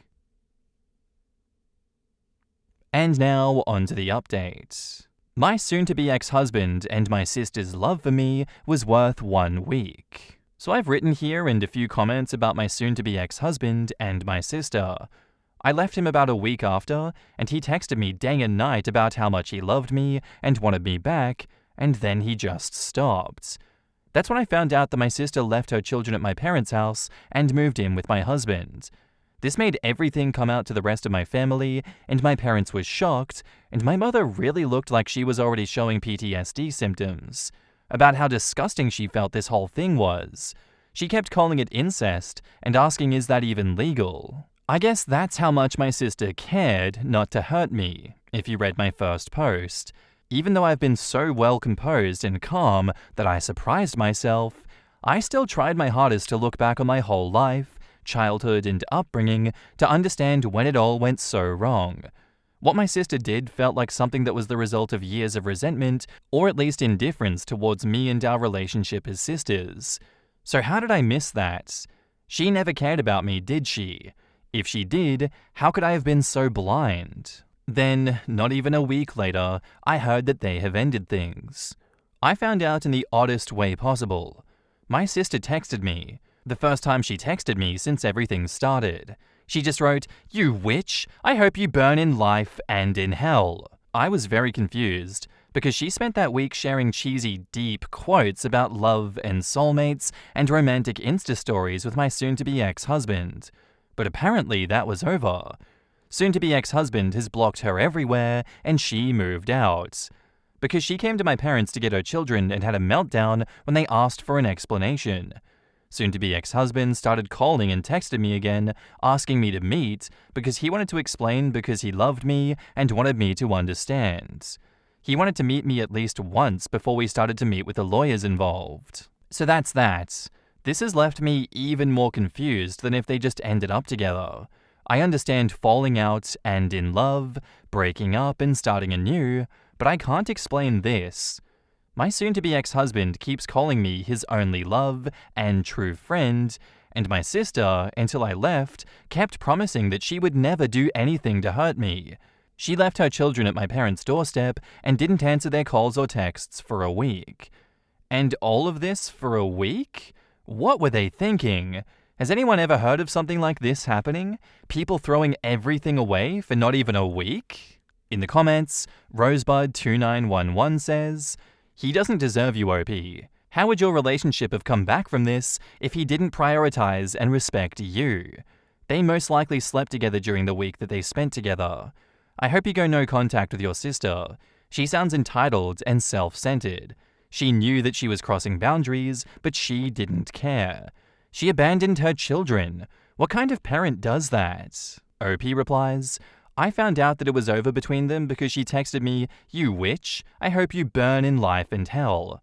So I went on Instagram to see multiple messages from mutual friends about how they have ended it. He kicked her out. So yeah, no contact and gladly so. Please show this to your parents. They might want you two to reconcile at some point, but it might help them stay strong and not hassle you because of their strong feelings. Absolutely classic narcissistic/Chester response. Shit the bed, can't figure out why it stinks. Somehow her screwing up everything is your fault because it can't possibly be hers. She was okay with you losing everything, but when her consequences came knocking, it's suddenly unfair. I don't agree with the comments. Your sister still wants him. She was so in love that she left her children and wouldn't hesitate to leave them again. But I'm not sure about your husband. He kicked her out. Maybe he saw her true colors. A psycho. Maybe he was tricked by your sister and nothing sexual happened when they were together and he is just stupid. I don't know. You should know your husband, his weaknesses and his strengths, and you still don't have any idea. Her accusation indicates that he left her to be with you, and he's sure that he can convince you not to divorce if he has the chance to talk. This is where I'm confused. I wish I were a friend of him and asked him directly. I have seen many relationships, but never seen such nonsense. The feelings are usually mutual and last more than a week. I mean, two people fall in love, and they see they are not meant for each other after several months, and they mutually hate each other or feel nothing to each other. Their relationship doesn't fit this pattern.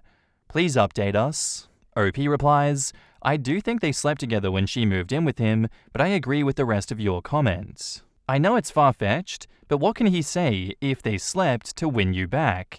She tripped and fell on my penis just once? It doesn't count as cheating? Everything is weird.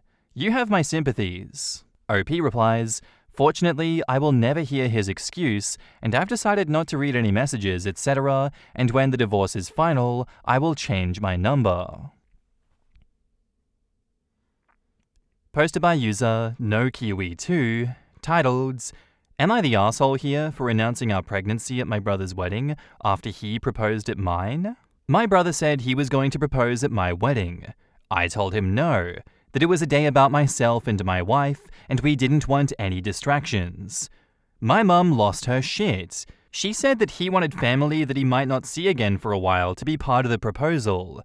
I said I didn't give a shit, and that if he did it, I would have him kicked out. He did it, and my mum said that if I tried kicking him out, then she would leave too. I just remember seething inside. My brother got married last weekend. Instead of a welcome to the family toast, I used the time to announce that we were expecting our first baby. My mum was upset, but my grandmother told her to sit down and to shut up. We spent most of the reception talking to the family that we would not see again for a while about our coming baby. My mum says that I was an asshole for taking attention away from my brother on his wedding day. She got really mad when I reminded her that she threatened to leave my wedding if I kicked him out after he proposed. I have the screen cap of the text messages. OP responds to multiple questions on how his wife felt about his brother proposing at their wedding. OP says, My wife has been angry since our wedding. My wife wanted to get even after we agreed to have the wedding in my home country, and her family and friends had to travel for our wedding, and he hijacked it. In the comments, so has your mom always favored your brother? OP says, yes, especially after I moved to a different country for work. The tidbit about grandma is funny. I'd like to know more. Yes, grandma was the queen. His grandma was the true MVP. Not the asshole, by the way. The brother and his mother were out of line, and he did warn him not to do it, and he did it. Actions bring consequences. It is blatantly obvious which one of you is the golden child. Good job to your grandma for shutting mum's bullshit down. But your bro, he asked, you said no, he did it anyway. That's an easy way to wind up on people's shit list. What did his wife say when she found out that he didn't get your permission to ask? Is she an asshole too? Not the asshole for giving back what you got. Personally, if a guy proposed during a wedding, I would feel cheated out of my own special day. He proposed on someone else's dime instead of doing it on his own. Also, all of his family were there, but hers wasn't. And someone's in-laws were there too. Weird. Yeah, I think if you point out a fundamental flaw with using other people's family events for announcements, Half of the family who needs to be there probably isn't. Maybe I'm weird, but I don't understand why proposals are supposed to be public. My proposal was an intimate and one-on-one thing, and I treasured that. A proposal of marriage is a life-changing event that takes you from being with a large group of people to just being two people. The fact that my proposal was just from my significant other to me was something that I thought was beautiful. My cousin had a surprise proposal at a family Christmas party. They had her sister film the whole thing, complete with my cousin making the fakest shocked look, complete with slowly raising her hand to her mouth. Apparently, the aunts and uncles thought that it was adorable, but most of the cousins found it super cringy. She shared the video multiple times a week, and if you didn't comment or like it, she would send it to you by text or messenger just in case you missed it. This is why we need a "you're the justified asshole" category. You're the justified asshole. He got what he deserved. Hard agree. Is it an asshole move? Yes, but karma says that it's warranted. I said this in another comment, but the universe really gave OP its blessing and the green light on this. The brother's wedding, the timing of OP's wife's pregnancy, and it being an appropriate time to announce it was perfection. I think this is an apples to apples kind of comparison here, and you're absolutely not the asshole for it. We can see who your mum likes more and who the golden child in this family is, from her picking and choosing. How dare you not allow your brother to propose at your wedding, but how dare you announce your pregnancy at his wedding? Please make it make sense, mother dearest, because the math ain't mathin' right now. Like, yes, it's an asshole thing to do, to steal the thunder from someone else's wedding, but they definitely deserved that. And yeah, you're the justified asshole here, but I want to say not the asshole, even though it is an asshole thing to do. I think it's hilarious. And now, on to the updates. Okay, so some bad news and some amazing news.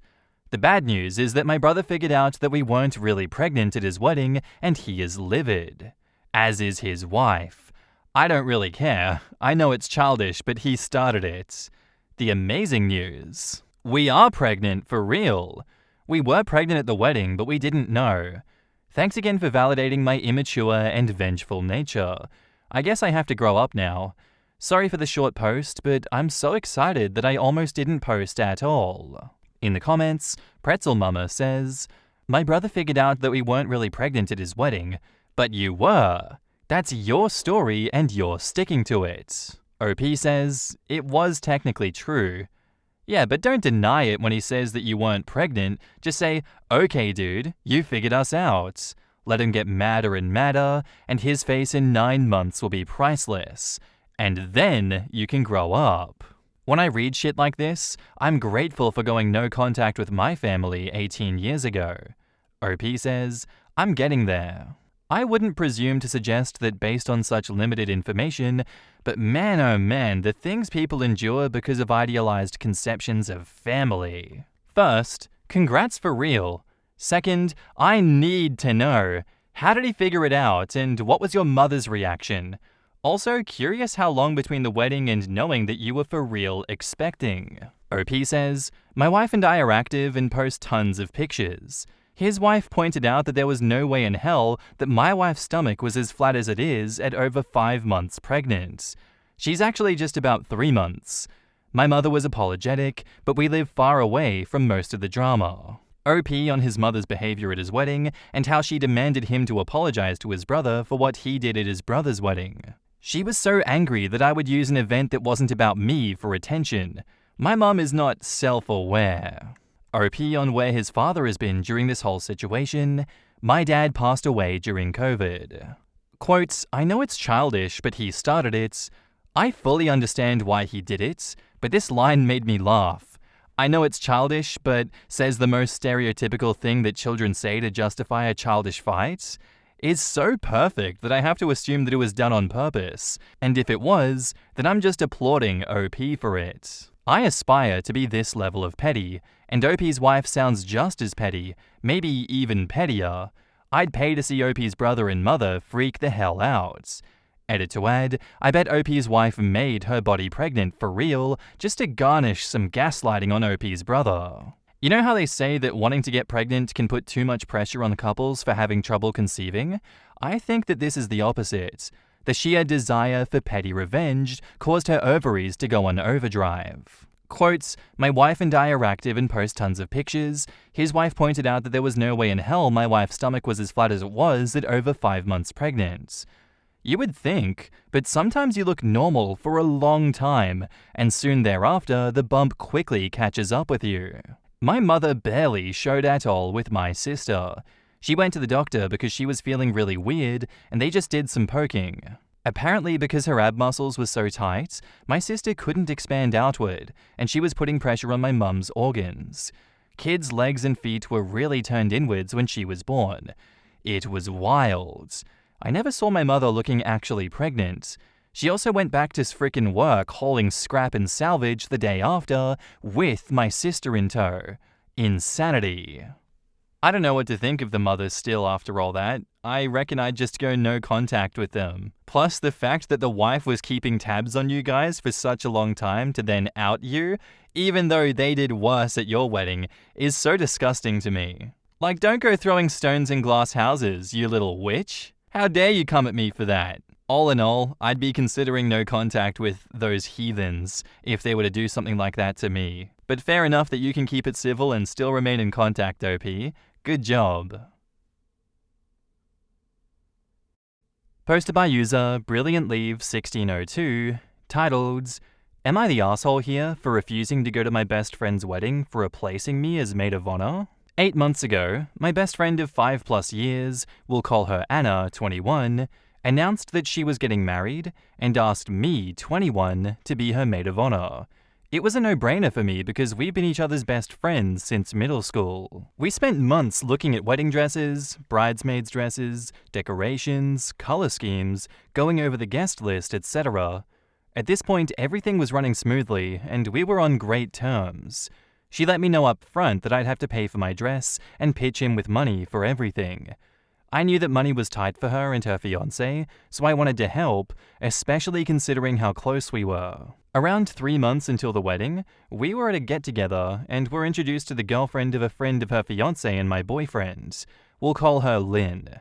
Anna seemed to click with Lynn immediately. They exchanged numbers and made plans to go get coffee at a later date that same night. A week after the party, I'm on FaceTime with Anna and she's basically gushing about Lynn, going on about how cool and funny Lynn is, about her career, about all the places that she's already traveled at 20, how it's such a small world, because Lynn's mother works with her mother and Anna's cousin used to babysit Lynn's little sister.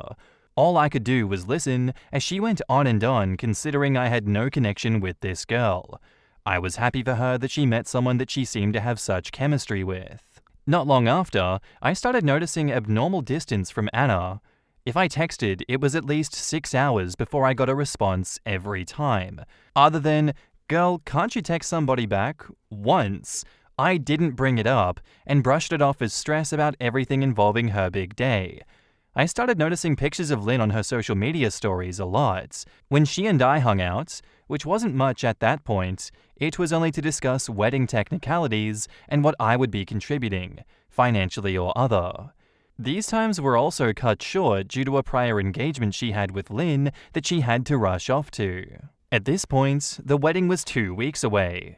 The morning of her bachelorette party, which I took the liberty of paying and throwing for her, something gave me the idea to ask if Lynn was going to be a bridesmaid. She looked at me as if she had some mad news to tell me. I've been thinking about this for a while, and I'm sorry I haven't told you sooner. I'm making Lynn my maid of honor. Obviously I was pissed, but I took this news with a smile as to not ruin the day for her. Later that day at the party, I watched as Anna stood up with Lynn and introduced her as her maid of honor. Most everyone clapped, but a few of our friends looked at each other and then at me. Everything about this went through me, so I stormed out. I haven't seen Anna in 2 months or had a real conversation about what happened. I'm conflicted about whether or not I'm completely in the wrong. Please let me know your thoughts on this. Thanks. In the comments, Tony Rains 80 says, "Not the arsehole. Send that witch an invoice for the money that you spent on her wedding. What a total arsehole she is. Make sure all mutual friends know that you paid for a lot of stuff and she hasn't paid you back. Don't go meekly into the night. Send her an invoice in your group chats. You probably have one with all the wedding party or group. Email them all. Payment arrangements must be made or small claims. Yup, full on scorched earth with this relationship. A is a royal biatch. You're not wrong. That's a complete mess. So you're expected to eat the cost of everything you've done as maid of honor without the honor of being one. She's made her intentions clear, not the asshole for being pissed. The bride literally picked a girl who was either screaming, "Pick me," or the bride has taken a hard dive for her super cool, traveled so much before my 20s on my parents' dime vibe that who even cares? Good on the ditch. Not the asshole. But Anna definitely is, and I would make her pay you back everything you spent on the wedding or take her to small claims courts. This OP, I would send her a text. Since Lynn is taking over as maid of honor, I'm assuming she'll be taking over the expenses of a maid of honor. I don't honestly mind who pays me back, if it's you or her, but I'm owed X amount of money, and I'd like that paid by the end of the week. Thanks. This was the scheme all along. Make OP plan and pay for everything, and only tell her when there was no more planning to be done or bills to pay. Otherwise, Anna would have been upfront. Edit, for everyone saying this is highly unlikely because she just met Lynn 5 seconds ago, I meant she planned to replace OP with someone else all along. Not necessarily Lynn. I'm gonna go against the grain and quote a line from the movie A Bronx Tale. There are a few scenes where you see the main character, C, trying to chase and catch this guy because the guy owed him $20. In one of the scenes where he was doing this, the mob boss Sonny sees this going on and grabs C. He asks him what's going on after learning that this guy owes C money. He asks him if he even likes this guy, and C says no, I can't stand him, but it's the principle. Sonny says, look, you already solved the problem because this person will never bother you again, and all it cost you was a lousy $20. I know you probably have a lot more invested in her party, and you probably have invested a lot more into the friendship. You now know that this is all it cost you to realize that this person is not your friend, is not a good person, and that you never have to deal with her ever again. Problem solved. You just need to remember your self-worth whenever she tries to walk back into your life. Even if she tried to apologize, I would simply tell her to save it and that you're out of fluffs to give. Keep your head up high, and just know that she'll never amount to a chewed-up piece of gum stuck under your shoe. Some people have class and values, and she was raised with neither. Good luck, and update me. I understand the turn the other cheek and pick your battles mindset coming from that guy, but me personally, if I was out that much money and I'd been messed around for months, I'd be out for revenge. I'm gonna get my revenge. I am. I'm getting my money back, I'm making sure everyone knows what you did and how much of a dog you were, and I'm getting even. I don't care. You're not the asshole here for refusing to go to your best friend's wedding, but where you go from here personally is either going to be really entertaining or a good moral lesson, you know? Let's go. And now, onto the update. A comment by RP Floyd 18 made me realize something. If a person can be taken from me, they weren't meant to be in my life for the long term in the first place. I'm gonna take the high road here and use this as a life lesson. What she did really hurts, and I'm not exactly sure what to take from this experience yet. We've been best friends since middle school, and I'm so serious when I say that she was never toxic through the entirety of our friendship. I appreciate everyone's inputs. If I could get some advice, if at all possible, on how to learn from this, that would be productive and helpful. I'd also like to add that I'm 21 and moved to a town 3 hours away from my parents 1 year ago. So Reddit is my best option for input and advice right now. I'm trying my best to put myself out there and make connections, but making friends as an adult is harder than I thought. Advice on that alone, too, would be helpful. Thanks again, everyone. In the comments, New Principle 9145 says, what to take from this? Understand what are reasonable asks. At no time is it okay to ask your friend to fund things like your wedding. It bothered me that she said that you had to pitch in with her wedding costs and planning. Planning help is understandable. You were taken advantage of because you have a kind spirit.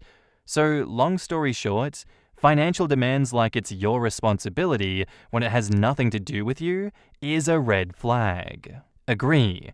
What is with maid of honors pitching in for any of the wedding?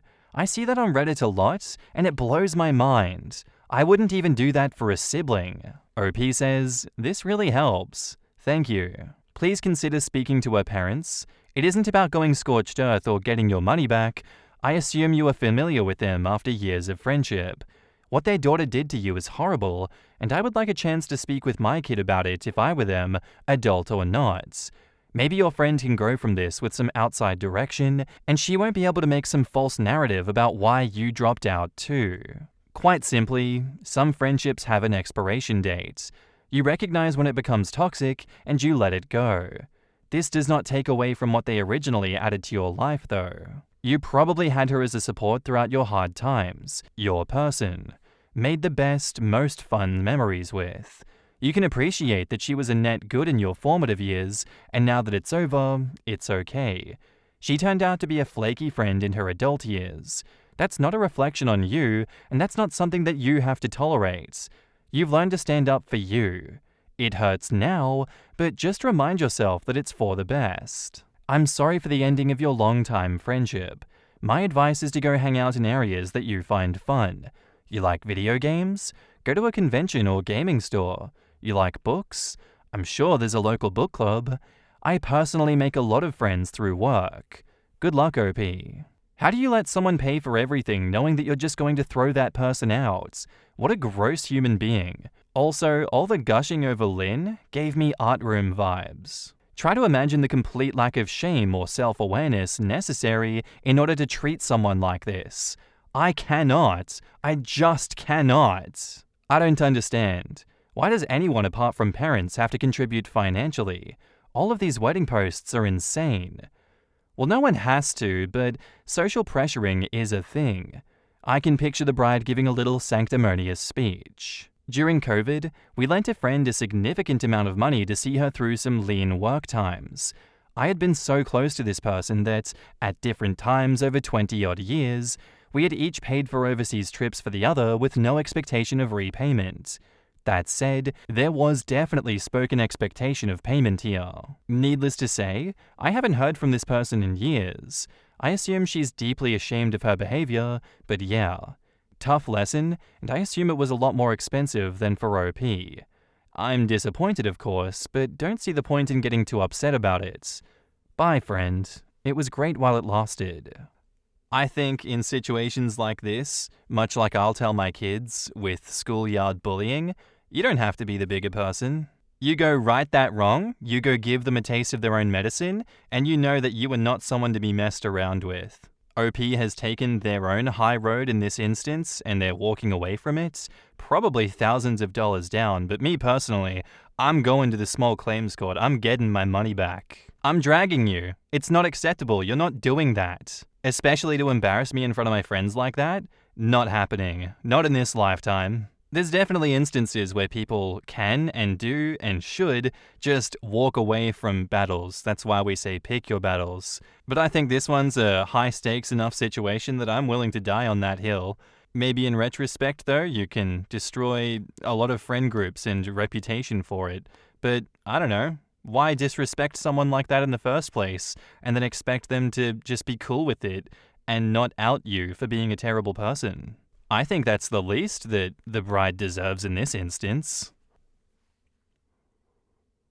Our next post is by user TACrossfit23432, titled, Am I wrong to make my husband change his gym?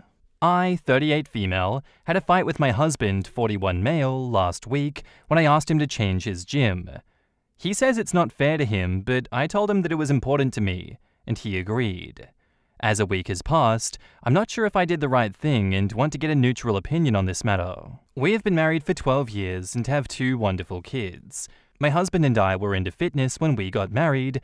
However, life and kids happened, and we slowly stopped going to gym and gained weight. 2 years ago, my husband just woke up one day and told me that he wants to start going to the gym again.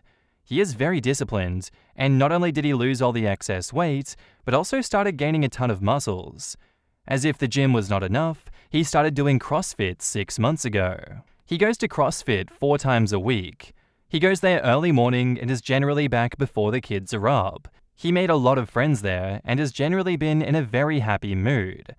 I won't lie, but he looks amazing, and I can't believe he still gives me butterflies even after 12 years of marriage. 2 weeks ago, my husband decided to invite all of his CrossFit friends for a barbecue at our house as the weather was getting nicer. He had around 9 friends come over, and it was my first time meeting this group of friends. I was mostly in the kitchen working on prep while he was grilling outside. Out of his friends group, there were 5 guys and 4 girls, all in amazing shape. 3 of the girls joined me in the kitchen to help me, and we were having a conversation. They were giving me all the hot tea about each of the guests in the backyard.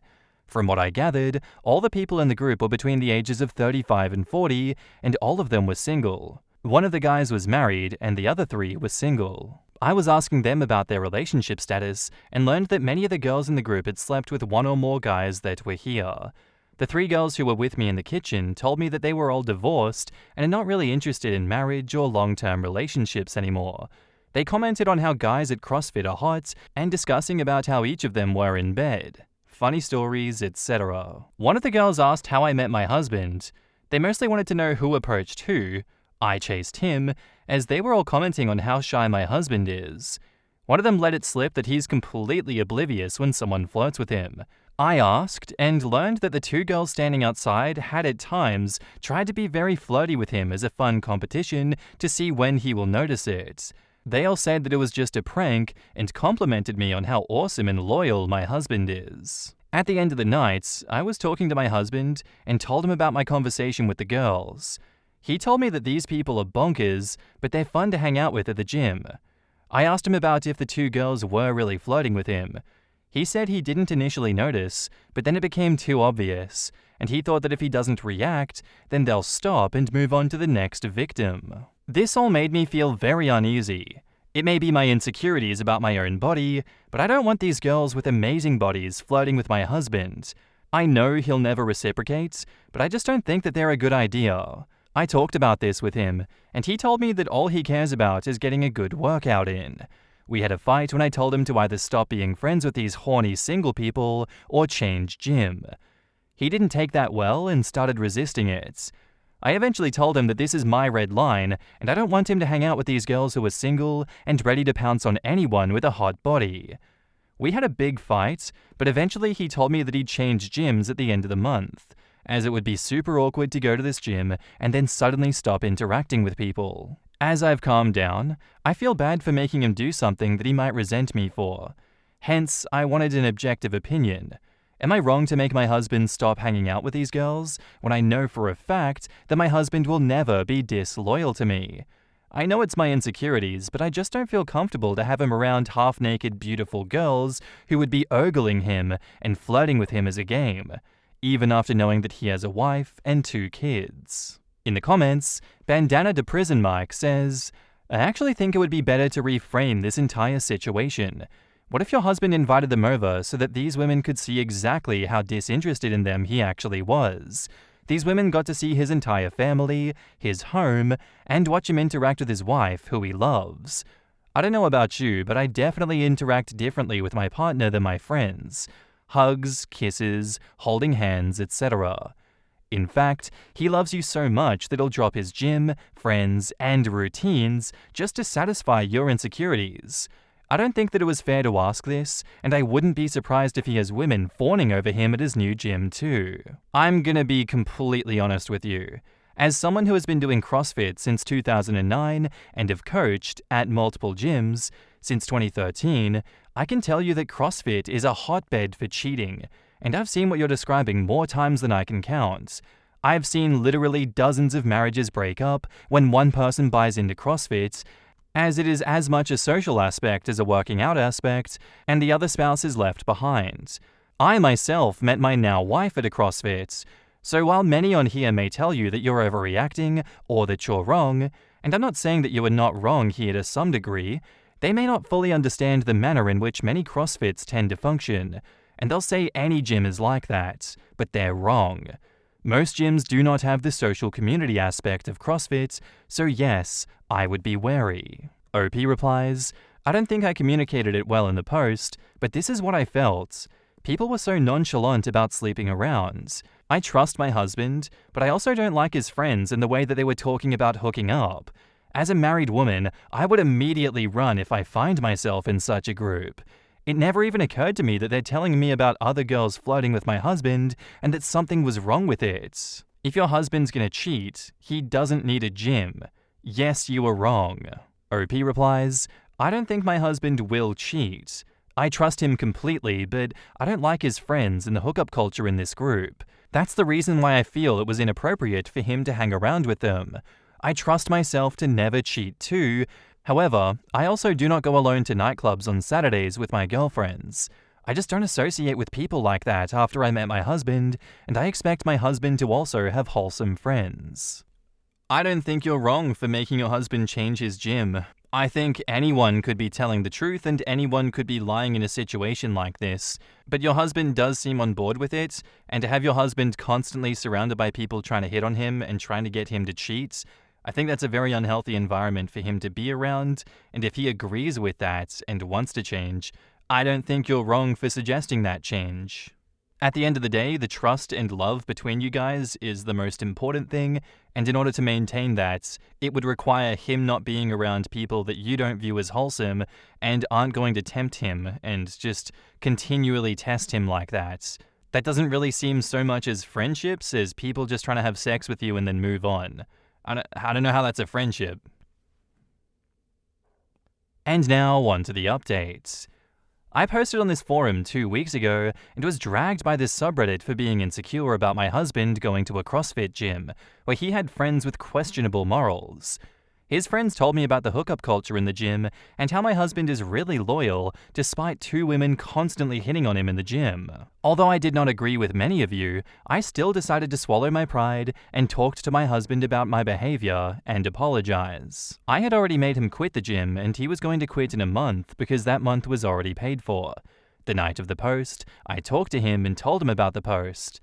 He immediately read the post and was laughing hysterically at some of the comments. He told me that my question was wrong and he doesn't care if I'm insecure or not. He told me that my mental peace is more important to him than his new friends and is still planning to quit the gym. I think reading about how I felt about what his friends told me put my thoughts into perspective. He said initially that he felt offended that I was questioning his loyalty and got angry at me. However, he understood my perspective on why I don't want him to be friends with those people. He said he still might hang out with them in social settings, but won't be meeting with them regularly. He told his friends about his decisions and lied to them that the schedule wasn't working out for him. Everyone was disappointed and tried to get him to continue. Many of the people guessed that I may be the reason for his sudden schedule conflicts, and the women told him that they only said good things about him to me. One of the married guys who had come to our house was talking to my husband a few days ago. He was asking him if I made him quit. My husband said no, but he kept on pressing and said that my husband was stupid to call Melissa, one of the girls hitting on him, to our house. He said he found my husband's audacity crazy that I invited Melissa to our place. My husband said he knew that she was a little bit flirty with him, but she's a good buddy. This guy then tells my husband that he does not need to pretend with him, and that he knew that my husband was sleeping with her.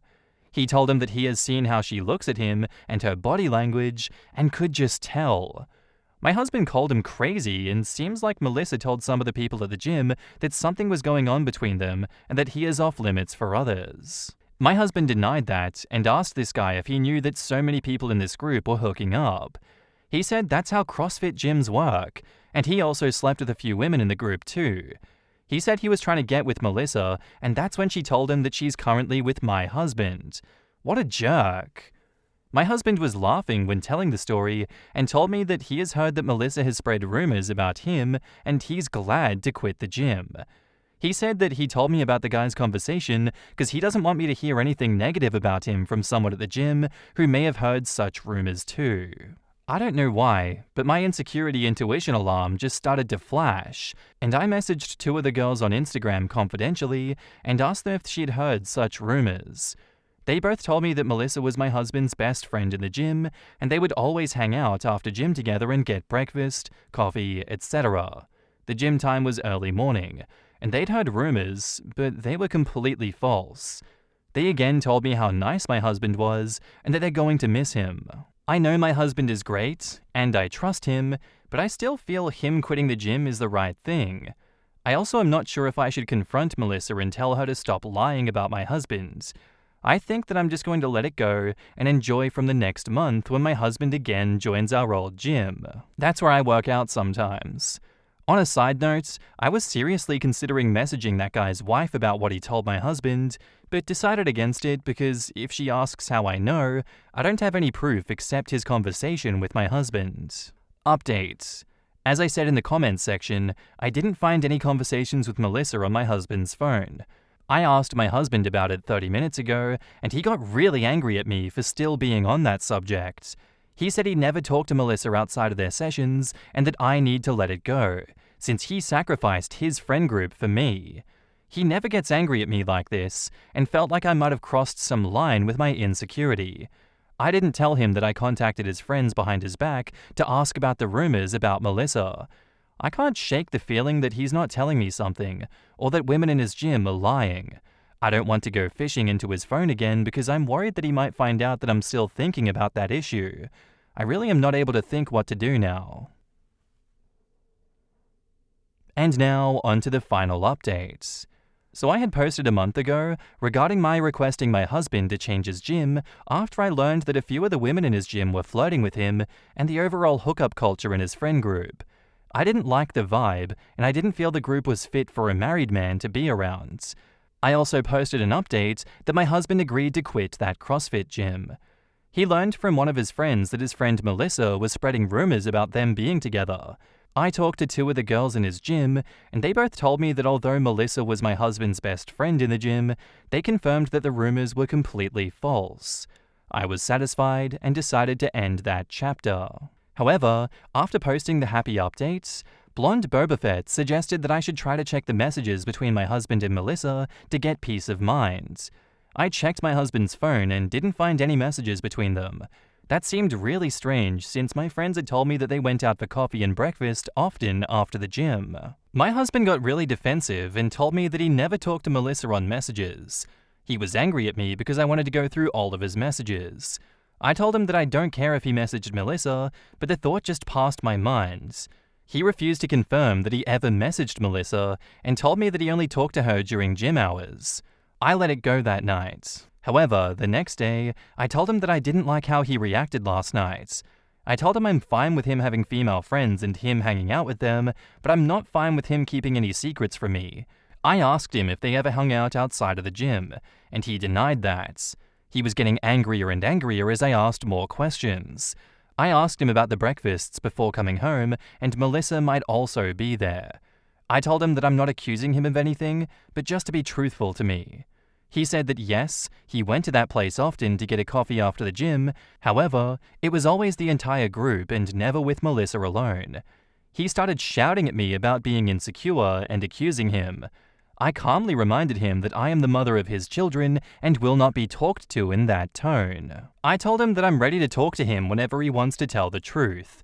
However, I know he's hiding something from me, and he needs to think long and hard if he wants to continue with the lie or tell me what happens.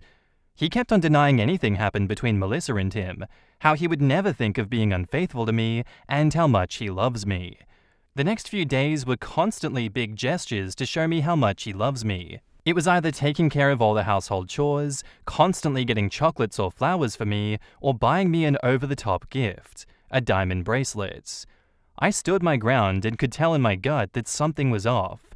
I also held back any physical intimacy until he told me the truth. Finally, last Friday, our kids were at my in-laws' place, and my husband came to me and asked if we can sit in the backyard and talk for a bit. He told me that he'll tell me everything and answer all of my questions. He asked me to promise to not get angry and to hear him out. I was ready to explode, but I kept my calm. He told me that he liked the new gym because everyone was friendly with each other. It's hard to make new friends at our age, and these people were very welcoming, and he felt young again with them. It was fascinating for him to hear them talk about their dating life, hookups, etc.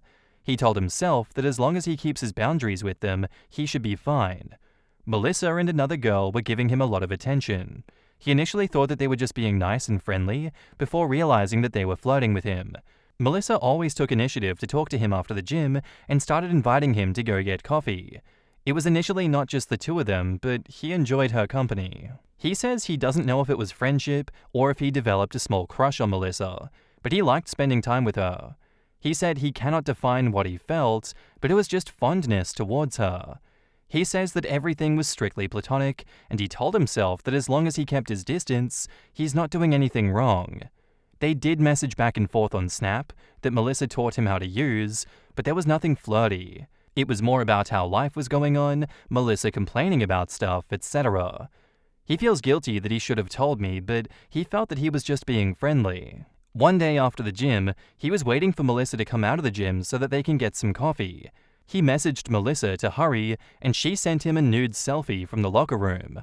He was shocked, and as soon as Melissa came out, he told her that it was inappropriate and to never do it again. He deleted Snapchat and stopped hanging out with her alone. He realized that he had crossed the line, and I would be really mad if he told me about it. Melissa apologized to him and told him that she misread his signals and will never do it again. She messaged him all of this on messages, and he blocked her on that too, as he was scared of me finding out about it. He said he didn't have any Snap messages as they disappear automatically after some time. He was begging me not to get angry and that he didn't know that he crossed the line until that moment. He showed me the phone bill online, where I could see a lot of the messages from Melissa, followed by him blocking her on that date. He kept on apologizing to me and telling me that he didn't mean to do anything wrong and may have stepped into it. He told me that I can punish him, but please don't take any drastic steps, and please think about our kids. I told him how upset I was at him and asked him if he liked Melissa. He said that he was intrigued by her and liked the attention, but didn't think about her in a romantic way. He again said that he didn't know what happened to him and why he was so stupid, but as soon as he realized things became inappropriate, he immediately pulled back. I thought about it for a while, and we talked about it.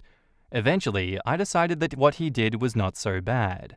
I mean, it's okay to have crushes or friends when you're married. I know he's not capable of cheating on me, and how much he loves his family.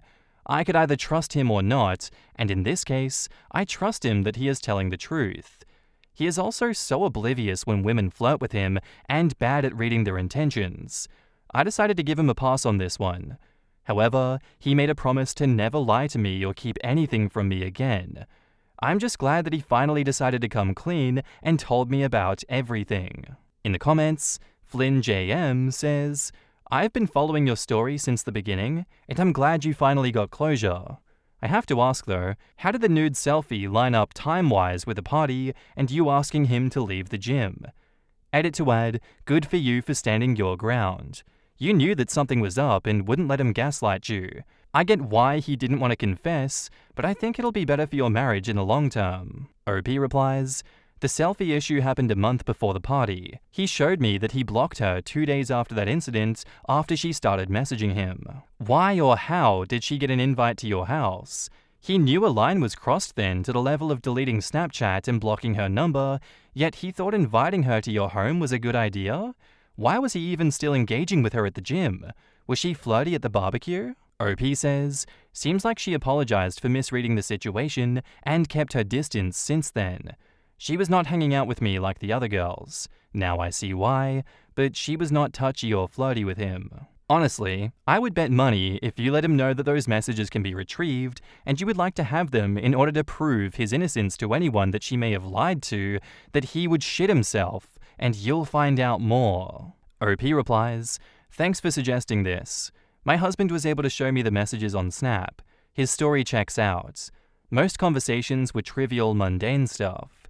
Melissa was playing damsel in distress and telling him about how she deserved love and the whole world is against her. My husband was mostly being a good listener. The messages abruptly end with my husband asking her when she'll be out of the gym.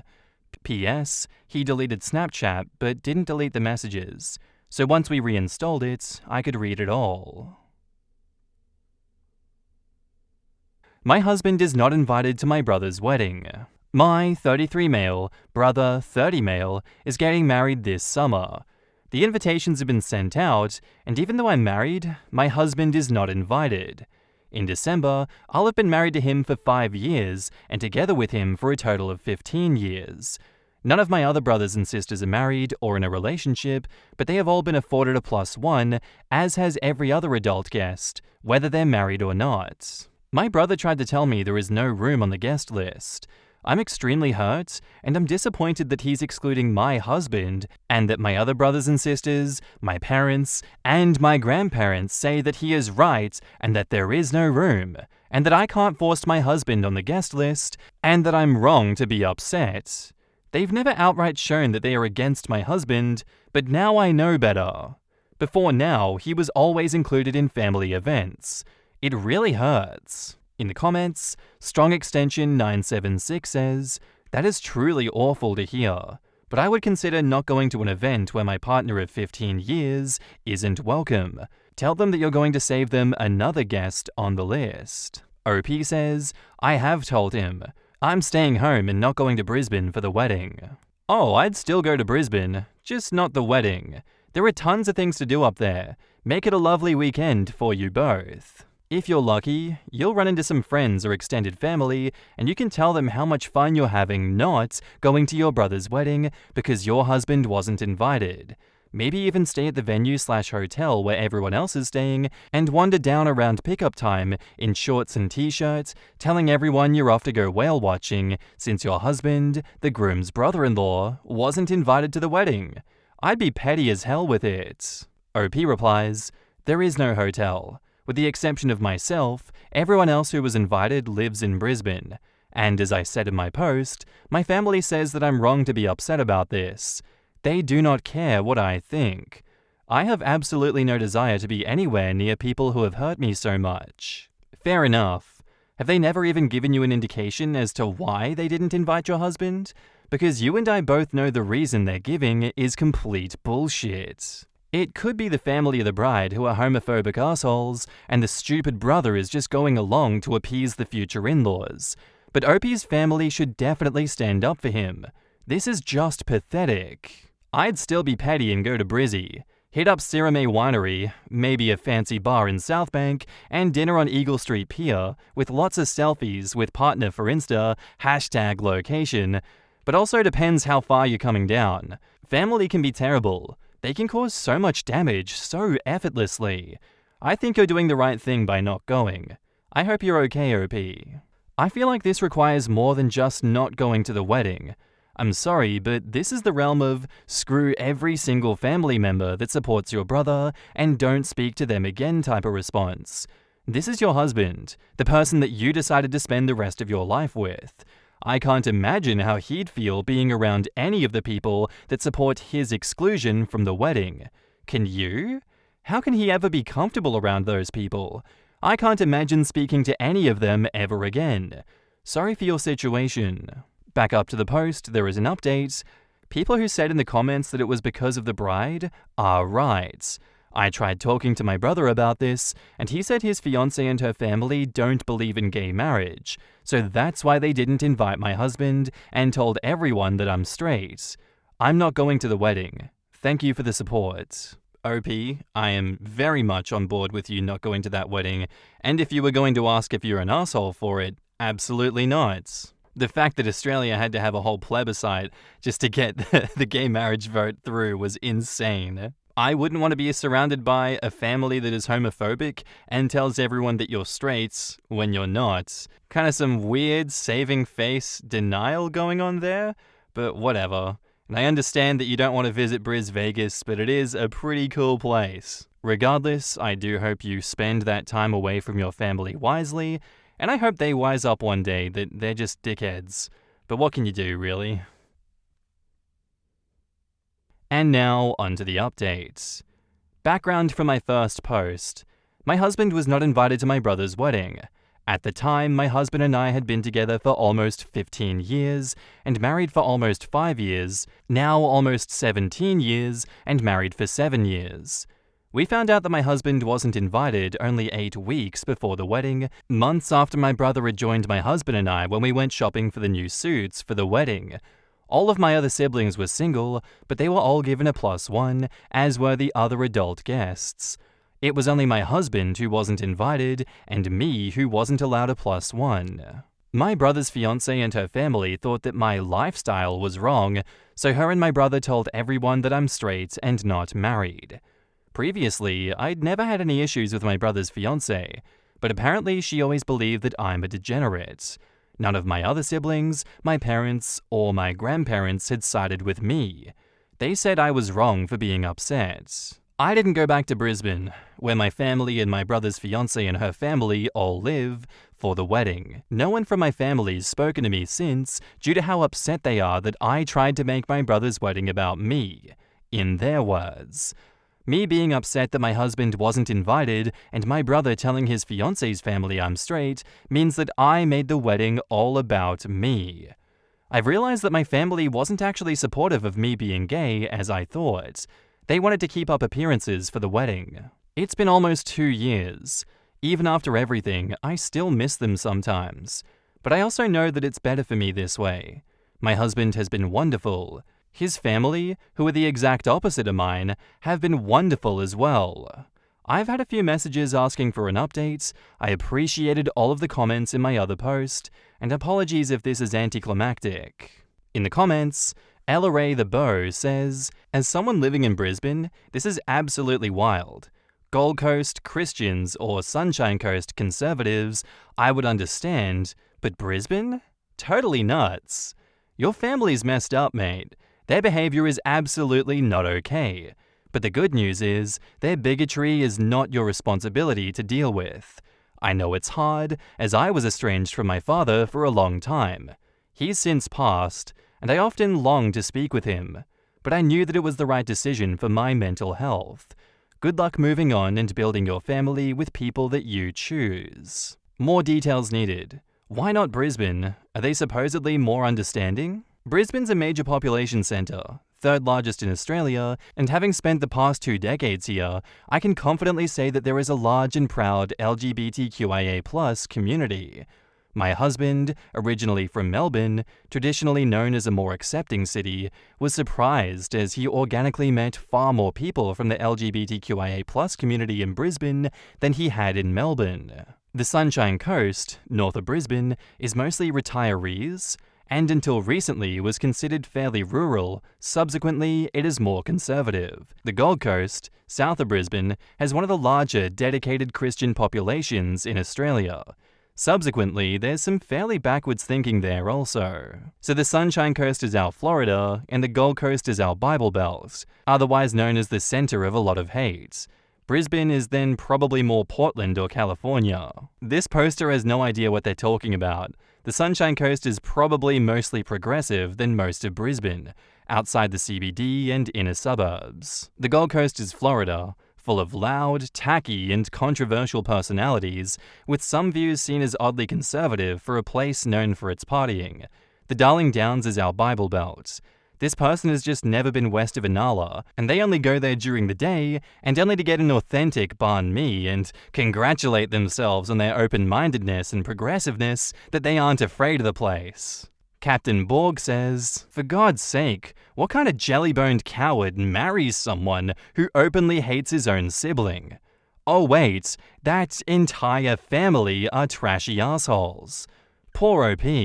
At least hubby's family are decent. I know exactly what kind of people that family is because my mum is the exact same way.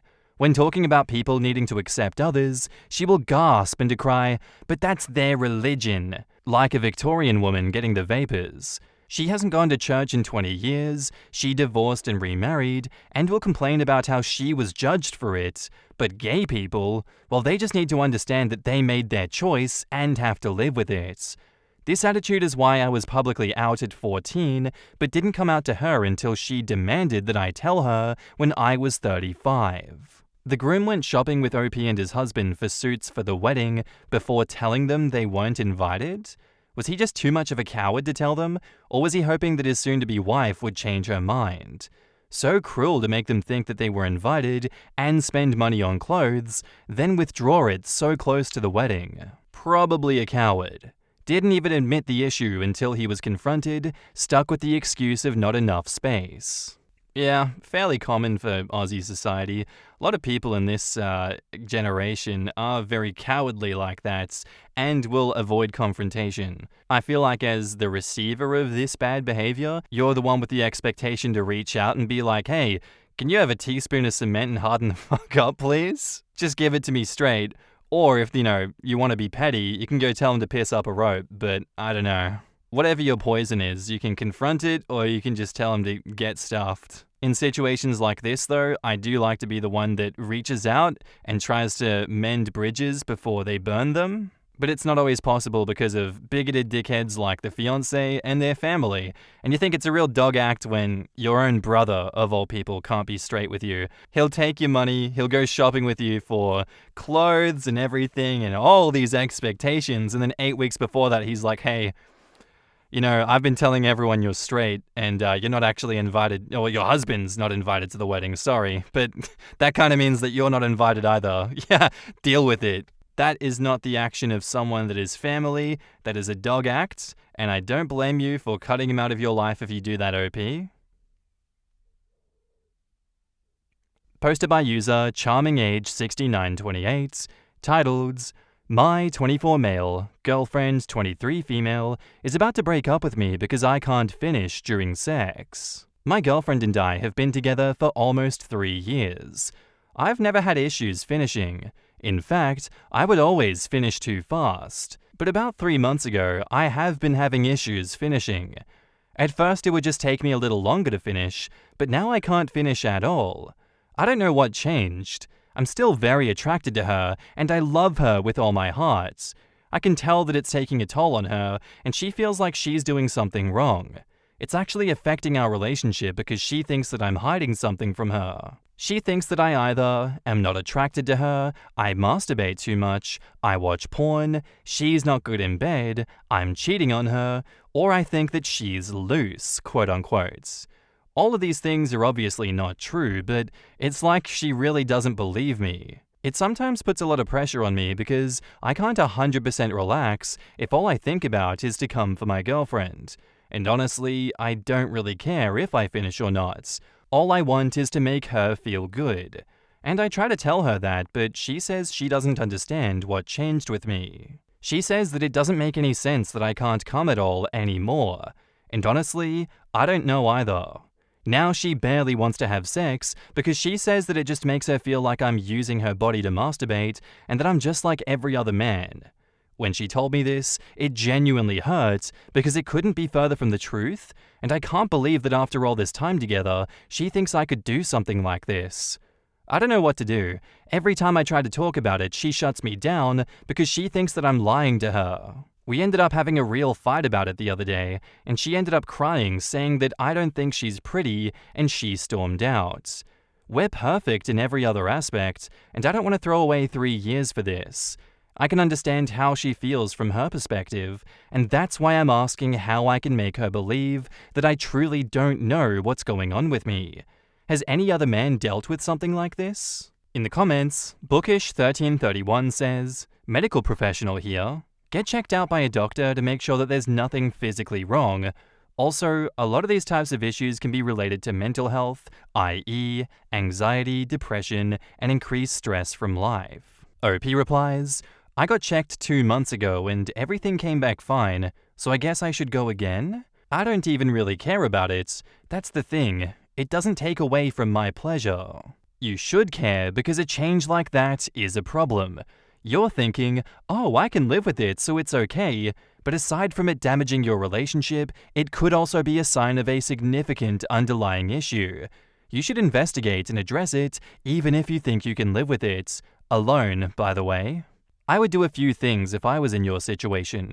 1. Cut out porn and jerking off. 2. Go to see your doctor. 3. Go to therapy with your girlfriend. 4. Are you on any new medication? 5. Talk to your girlfriend. Set up a dinner and have a serious discussion. Tell her your true feelings. You need to open up to her and make her feel completely loved, and she needs to do the same right now for each other. You are both feeling inadequate in the bedroom, and you need to support each other. Be vulnerable. And 6, you need to get out of your head and start to enjoy it again. OP replies, 1, I don't watch porn and I jerk off maybe twice a week, which I don't think is too much. 2, I did go once and everything was fine, but I'll go again. 3, I will try to convince her. She just has her mind set on me not being attracted to her anymore, and she thinks I'm disgusting for sleeping with her when I clearly don't enjoy it. Those are literally her words. 4, no, and 5 and 6, I will try.